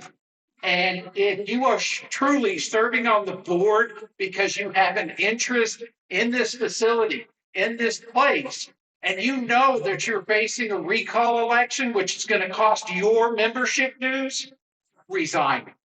Do us, the people, a favor. I came down today to look at a new property because before my stem cell transplant in 2021, I sold the property I bought in 2015. Mr. Hackbell, I want to give him $1 so he can be my attorney and advise me not to buy property again. Okay? I don't know what's going on with Charlene. I truly don't. I haven't been here for 4 or 5 years after my cancer. For those of you that were here and prayed for me during my cancer treatment, I appreciate you. That's why I'm walking around. But honestly, if you know that there's going to be a recall election, save the membership money. Do the right thing. Step aside, and it might be all 5 of you, because that's what happened last time. But don't throw good money after bad. And another thing, the first time I was on the board, or when I was on the board, we hired 2 GMs. One didn't work a day. He was an immigrant, Canadian. But we hired him because he was good and he was willing to work. Remember that one? I do too, because I didn't want it. But we said as a board that we were going to vote unanimously to hire and to fire GMs. We would not do it on a split vote. I don't know why that happened. That board, we also said that we would not interfere in the day-to-day operations of the board. We didn't want to be responsible for the money. That's the GM. The fact that you've got board members in the books disturbs me as somebody looking at buying a lot of it. That really disturbs me. But my last thing is the 2 lawsuits that we had. One was a GM, non-disclosure agreement. I cannot tell you how much that costs the membership. Yes, I can, because the actual lawsuit is paid for by our insurance. We had a $5,000 deductible that we had to pay. But the next year, whenever we had to renew our general liability insurance, it went up through the roof. We then had a member hurt got hit by a chain, sued the membership. Another non-disclosure agreement, can't tell you what that cost us. Cost us $5,000 because that's our deductible. But the following year, our insurance went up again. Don't keep costing the association money. These people know that you're not getting paid. So why are you going to hold on when they don't want you? Thank you very much. You have a good day.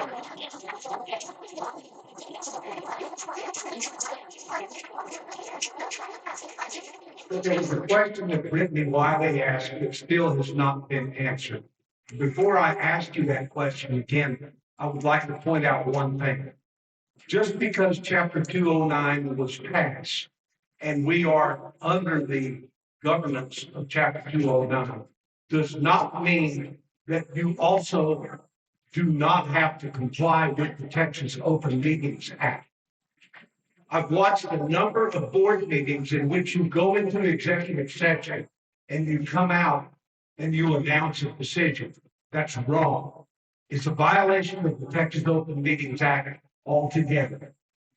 These members are entitled to know who voted what way. Yes, you want to respect the majority vote. However, the members are entitled to know. Now, the question that I think that wasn't answered was, how did you vote to get rid of Charlene? Well, I think it's pretty clear. We all know the answer to that now. The three of you voted to get rid of her, and Memo and John did not. They voted the other way. You have no basis for doing that. The best thing that you can do at this point in time is walk yourself back over there into executive session, come out, formally vote in public that you choose to reinstate Charlene Kavanagh, and then resign. Thank you.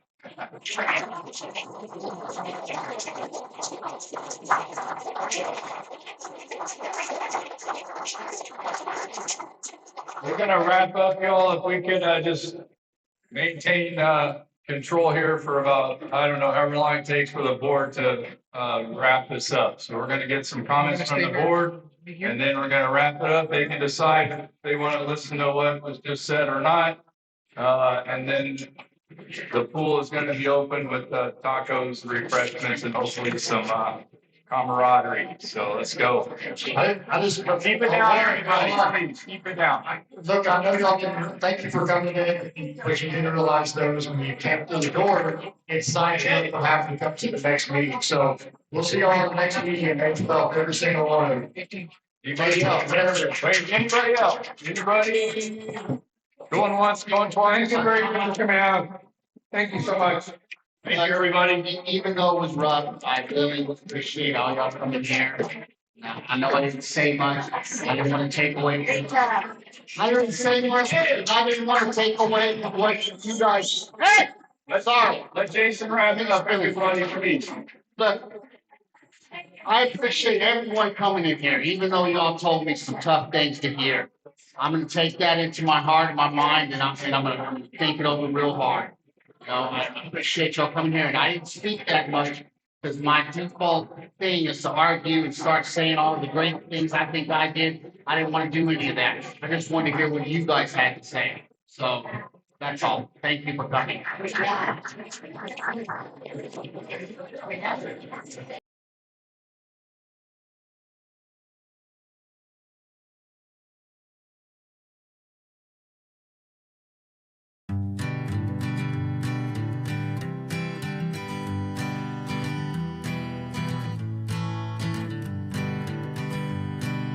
Hanging on, walking tall. Some days I got no use for it all.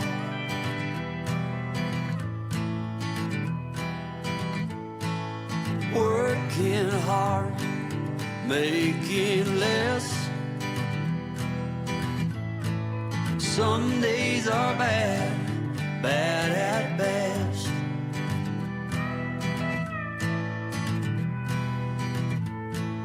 Foolish notions, foolish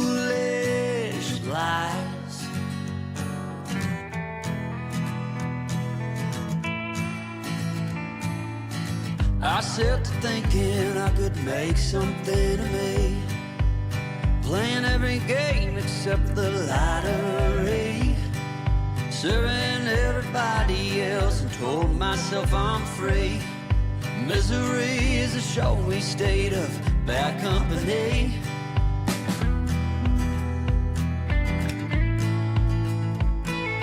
Foolish notions, foolish lies, foolish notions, they cut me down to size.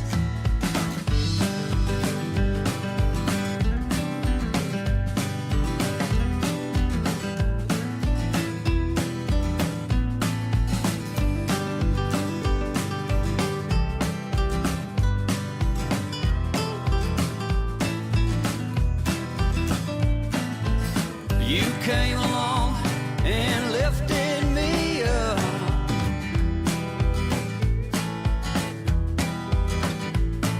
The going got tough, but the tough got some love.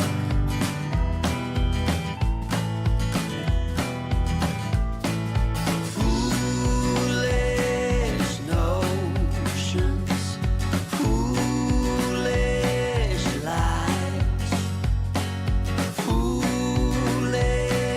notions that made me wanna cry.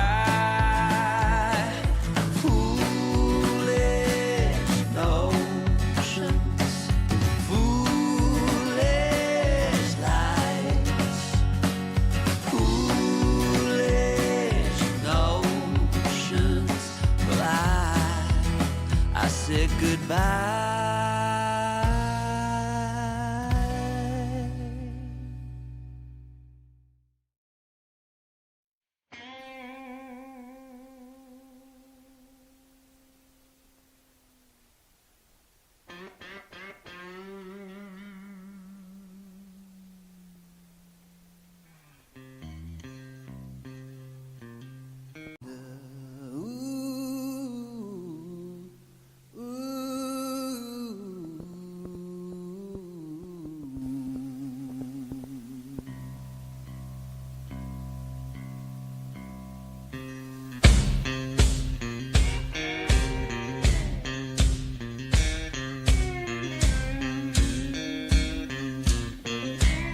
Oh, midnight highway,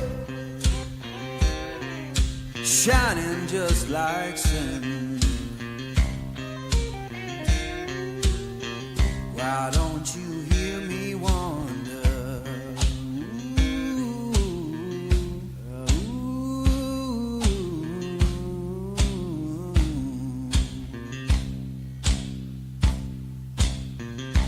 Tell me, river, where your current flows.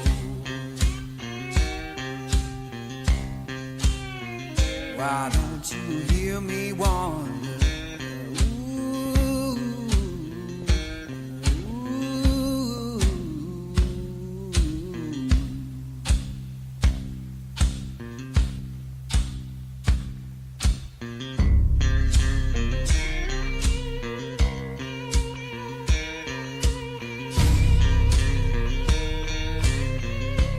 Oh, stop your freight train,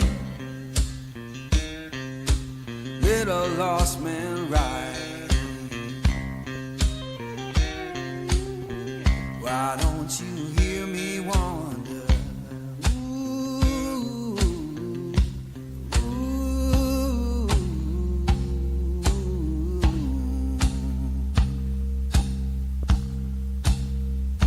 Fare you well, darling, ain't coming back no more. Why don't you hear me wonder? Ooh, ooh.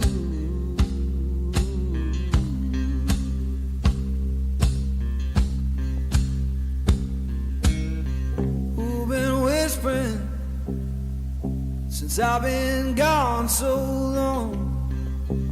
freedom calling.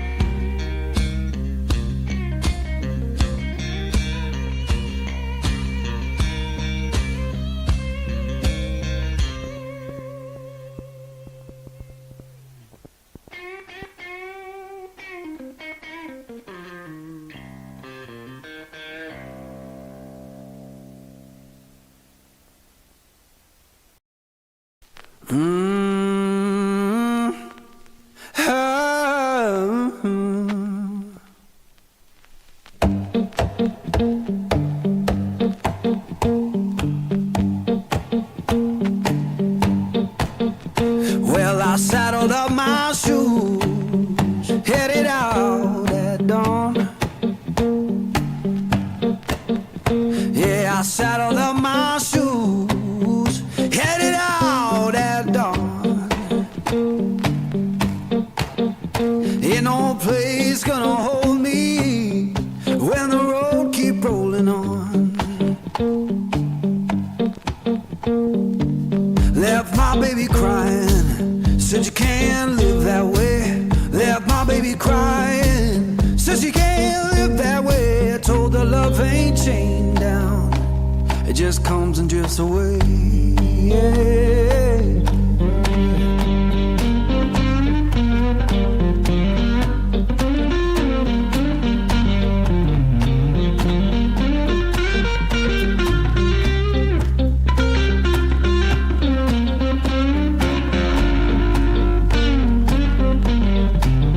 Saw the sun in the distance, looked like a burning coin. Saw the sun in the distance, looked like a burning coin. Lord, I don't need no preacher, just that dust roll to join.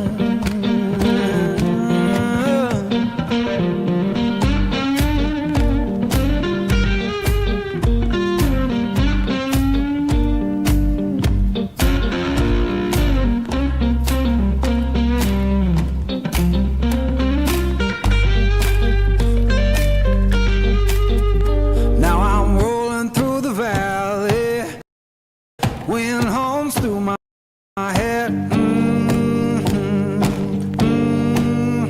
Yeah, I'm rolling through the valley, wind hums through my head. You can't tell my woman I'm gone, and I ain't coming back.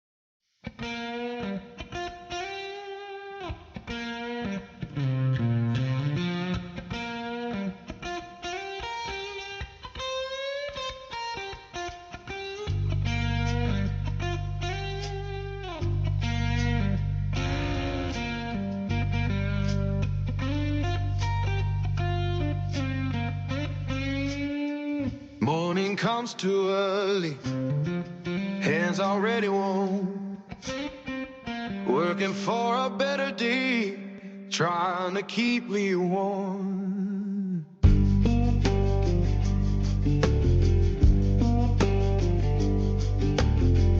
Boss man count his tally, we just count our turn. Fair don't come easy, I had to stand and fight for mine.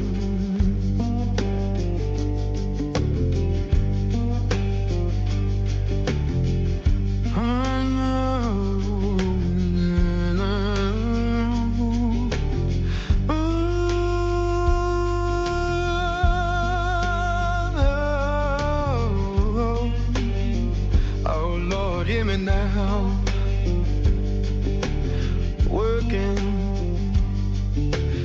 day. Keep me warm.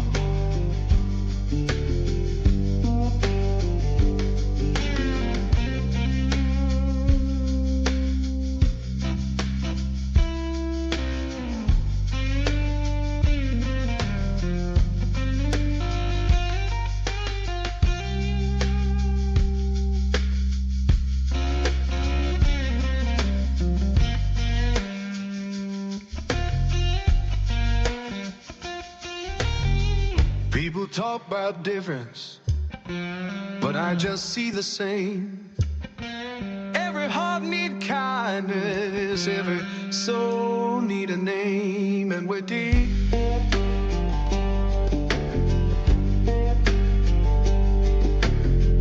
Children laughing somewhere, sounds of better days. Keep the light inside you, don't let the darkness stay.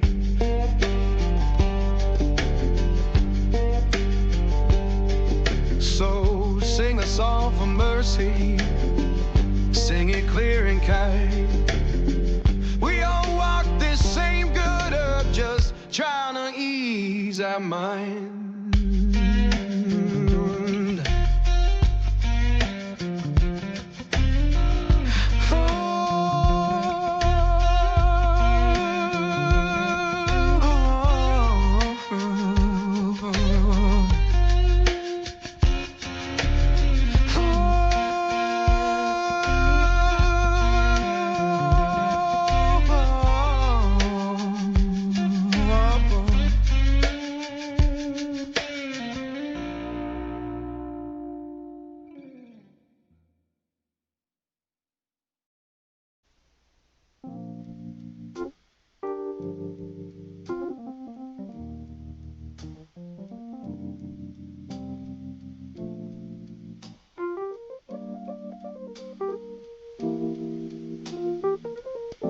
The fire burned out, the warmth has gone away. The fire burned out, darling, the warmth has gone away. You turned so cold on me, baby, and you'll miss my love someday.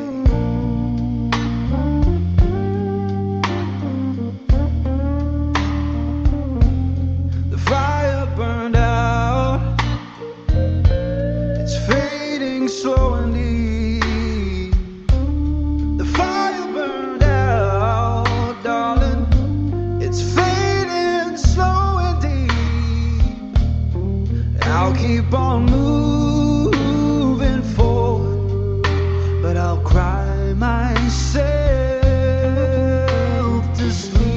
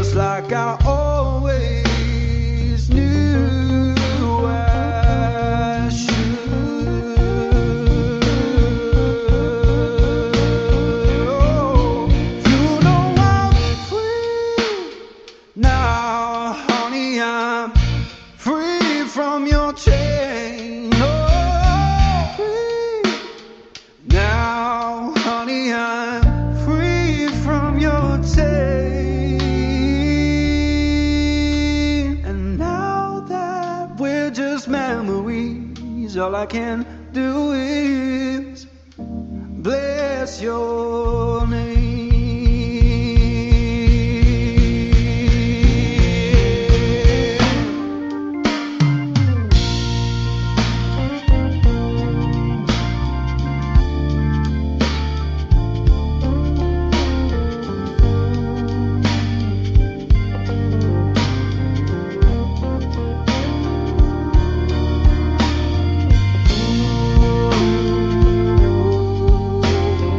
Ooh.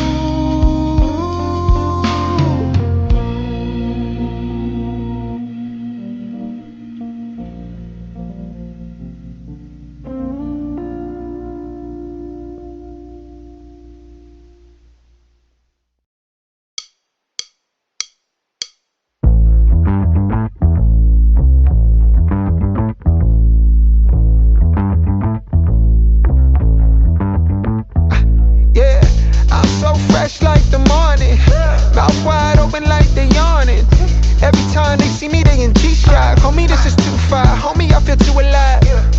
You can see me like Illuminati. You can see me like Illuminati.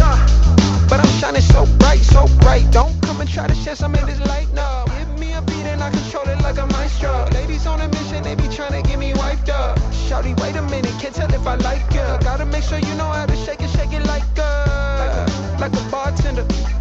Team with me and they all winners. And you know we ballin' all winter, all summer. Jewelry around my neck is lightning, but I'm all thunder. Keep coming with it. Keep coming with it. Keep coming with it. Place your bets on us. Get your money and flip it, yeah. Keep coming with it. Keep coming with it. Keep coming with it. Place your bets on us. Get your money and flip it. Bring a friend and come along. Don't be taking too long. The vibe's too strong. If you don't know how to move, then we moving on. Ain't no way rhythmic feet up in this place. If you can't catch the feeling, then get out the way. I've been reeling and fish from the lake. They keep saying I'm down to earth, but I'm really out of space.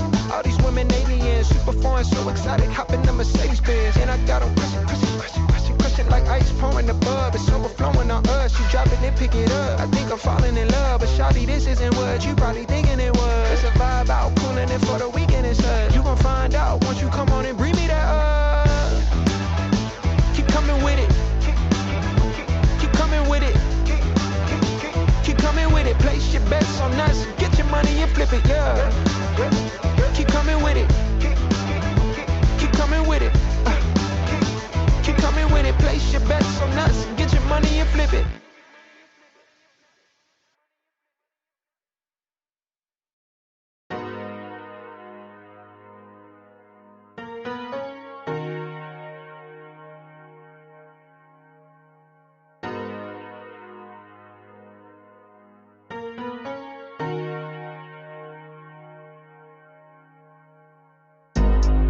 I've been going out of my way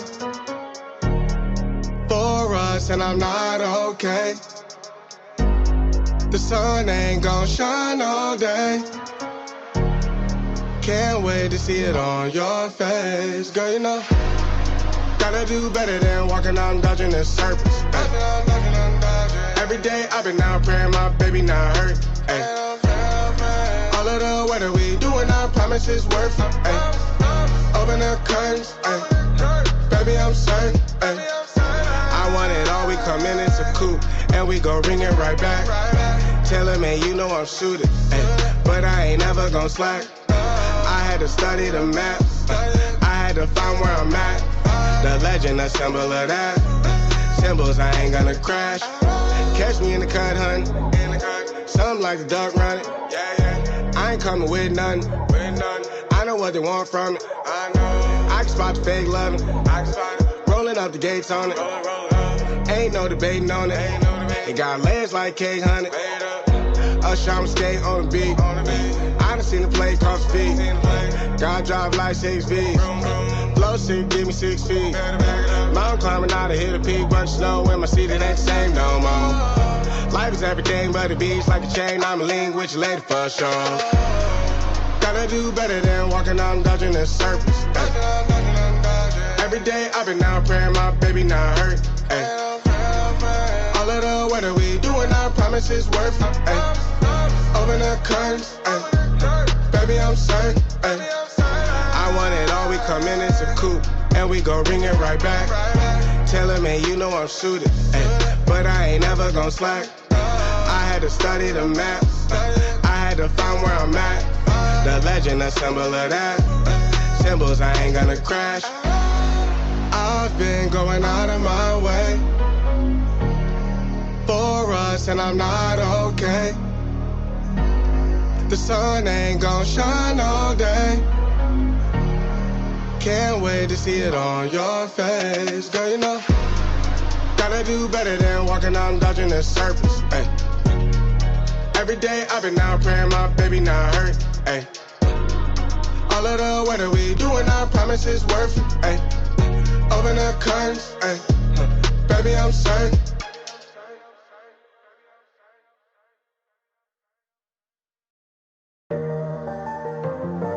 Locked in.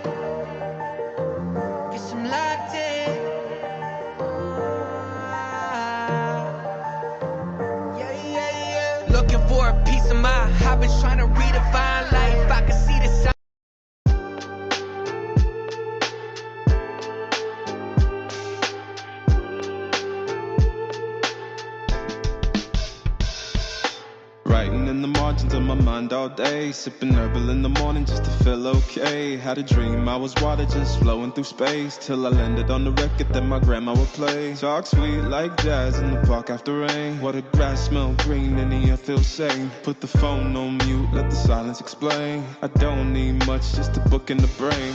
Used to chase things that were run from me.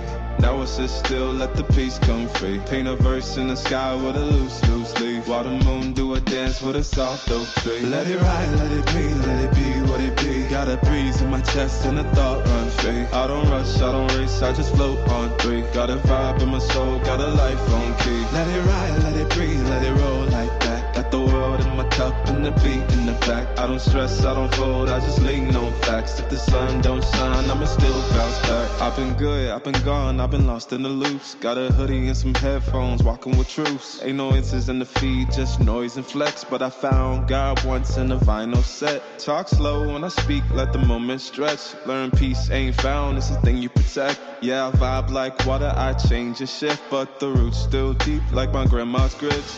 City move fast, but I drift like smoke. Let the rhythm in my chest be the way I cope. Wrote a song for the days that feel soft and broke. Where the healing don't shout, but it still got hope. Let it ride, let it breathe, let it be what it be. Got a breeze in my chest and a thought run free. I don't rush, I don't race, I just float on three. Got a vibe in my soul, got a life on key. Let it ride, let it breathe, let it roll like that. Got the world in my cup and the beat in the back. I don't stress, I don't fold, I just lean on facts. If the sun don't shine, I'ma still bounce back. Let it ride, let it be, let it be what it be. Got a breeze in my chest and a thought run free. I don't rush, I don't race, I just float on three. Got a vibe in my soul, got a life on key. Let it ride, let it breathe, let it roll like that. Got the world in my cup and the beat in the back. I don't stress, I don't fold, I just lean on facts. If the sun don't shine, I'ma still bounce back.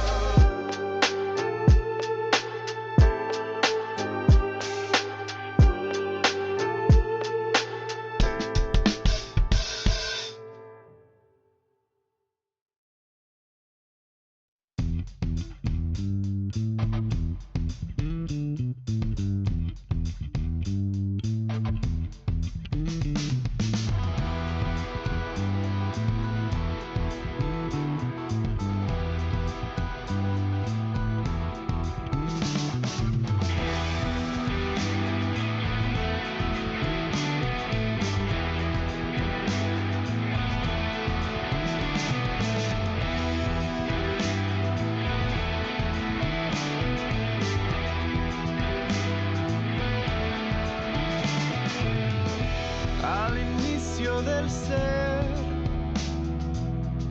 quiero puedas ver que salimos del suelo y abrimos el mirar al fuego en nuestra mano.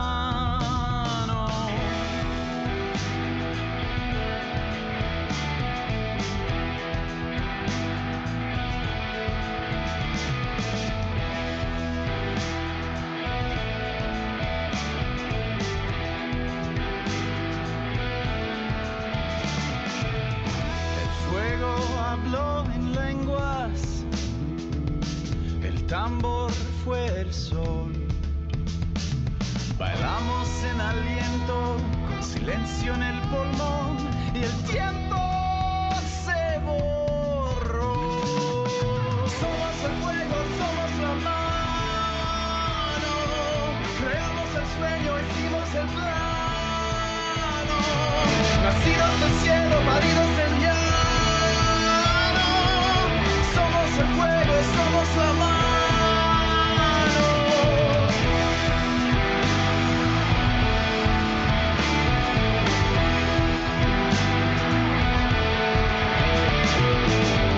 Moldeamos el metal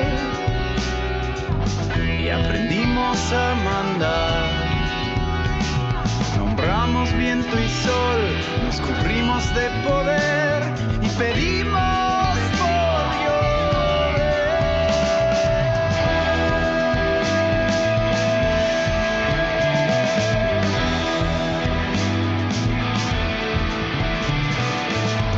pero bajo el dolor, la brasa no cambió, seguía en la piel. nos susurró, recuerda tu valor. Somos el fuego, somos la mano, creamos el sueño, hicimos el plano, nacidos del cielo, paridos del llano. Somos el fuego, somos la mano, somos el fuego, somos la mano.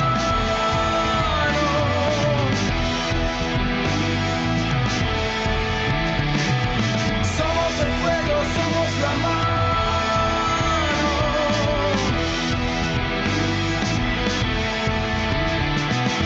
Somos el fuego, somos la mano.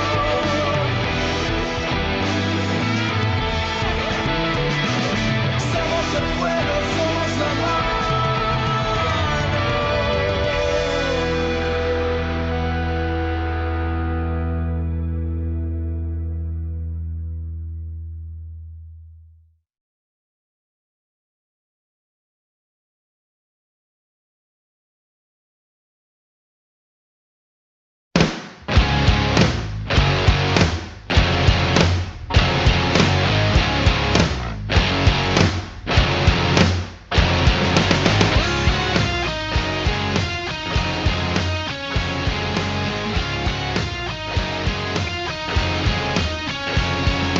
Here in the crowd, I am so out of place. My heart on my sleeve and a smile on my face. Wishing for style for the cool kids to see. I'm just a misfit dreaming of what I could be. Oh, I wish that I was cool like them. But here I am, just me in my own skin. It's just me in my own skin. Me in my own skin. Yeah.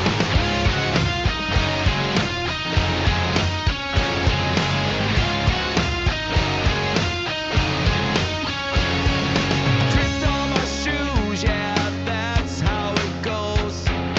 Laughing it off, but my face really shows. Scroll through my phone, but there's nothing to see. There's no DMs or likes for someone like me. Oh, I wish that I was cool like them. But here I am, just me in my own skin. It's just me in my own skin. Me in my own skin. Nobody's buying my lies, but that's no surprise. It's just me in my own skin.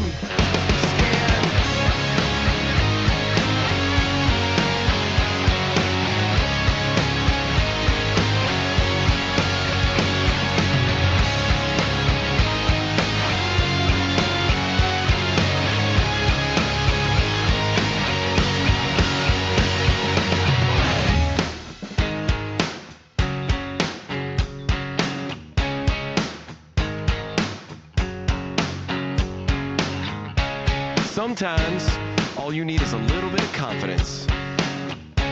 Sometimes just a little bit of self-respect. Now it's my time to step out of my comfort zone, take a chance.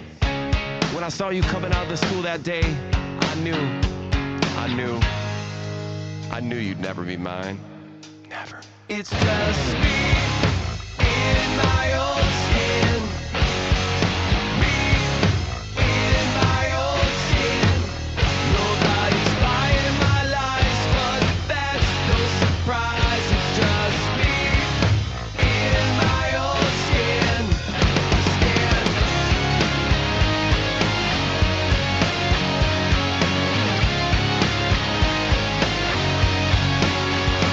I'm the opposite of great, but that's my fate. I'm just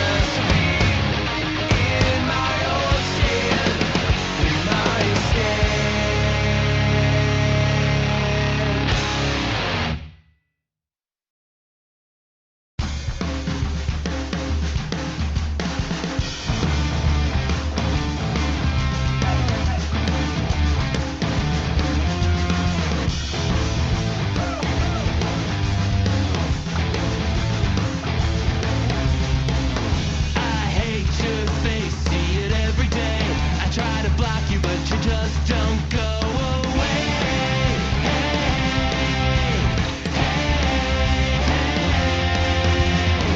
You always talking just to fill the air. I can't stand you and I don't care what you say.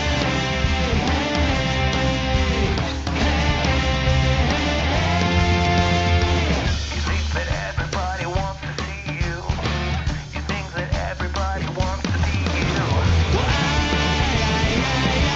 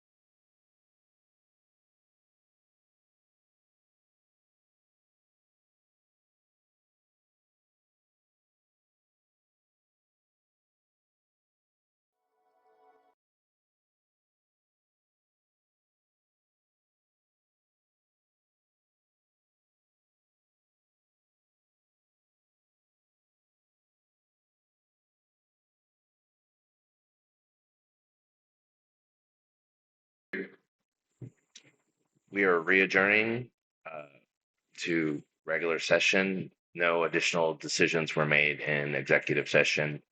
We hereby adjourn the meeting for today. The time is 5:47 p.m. Thank you.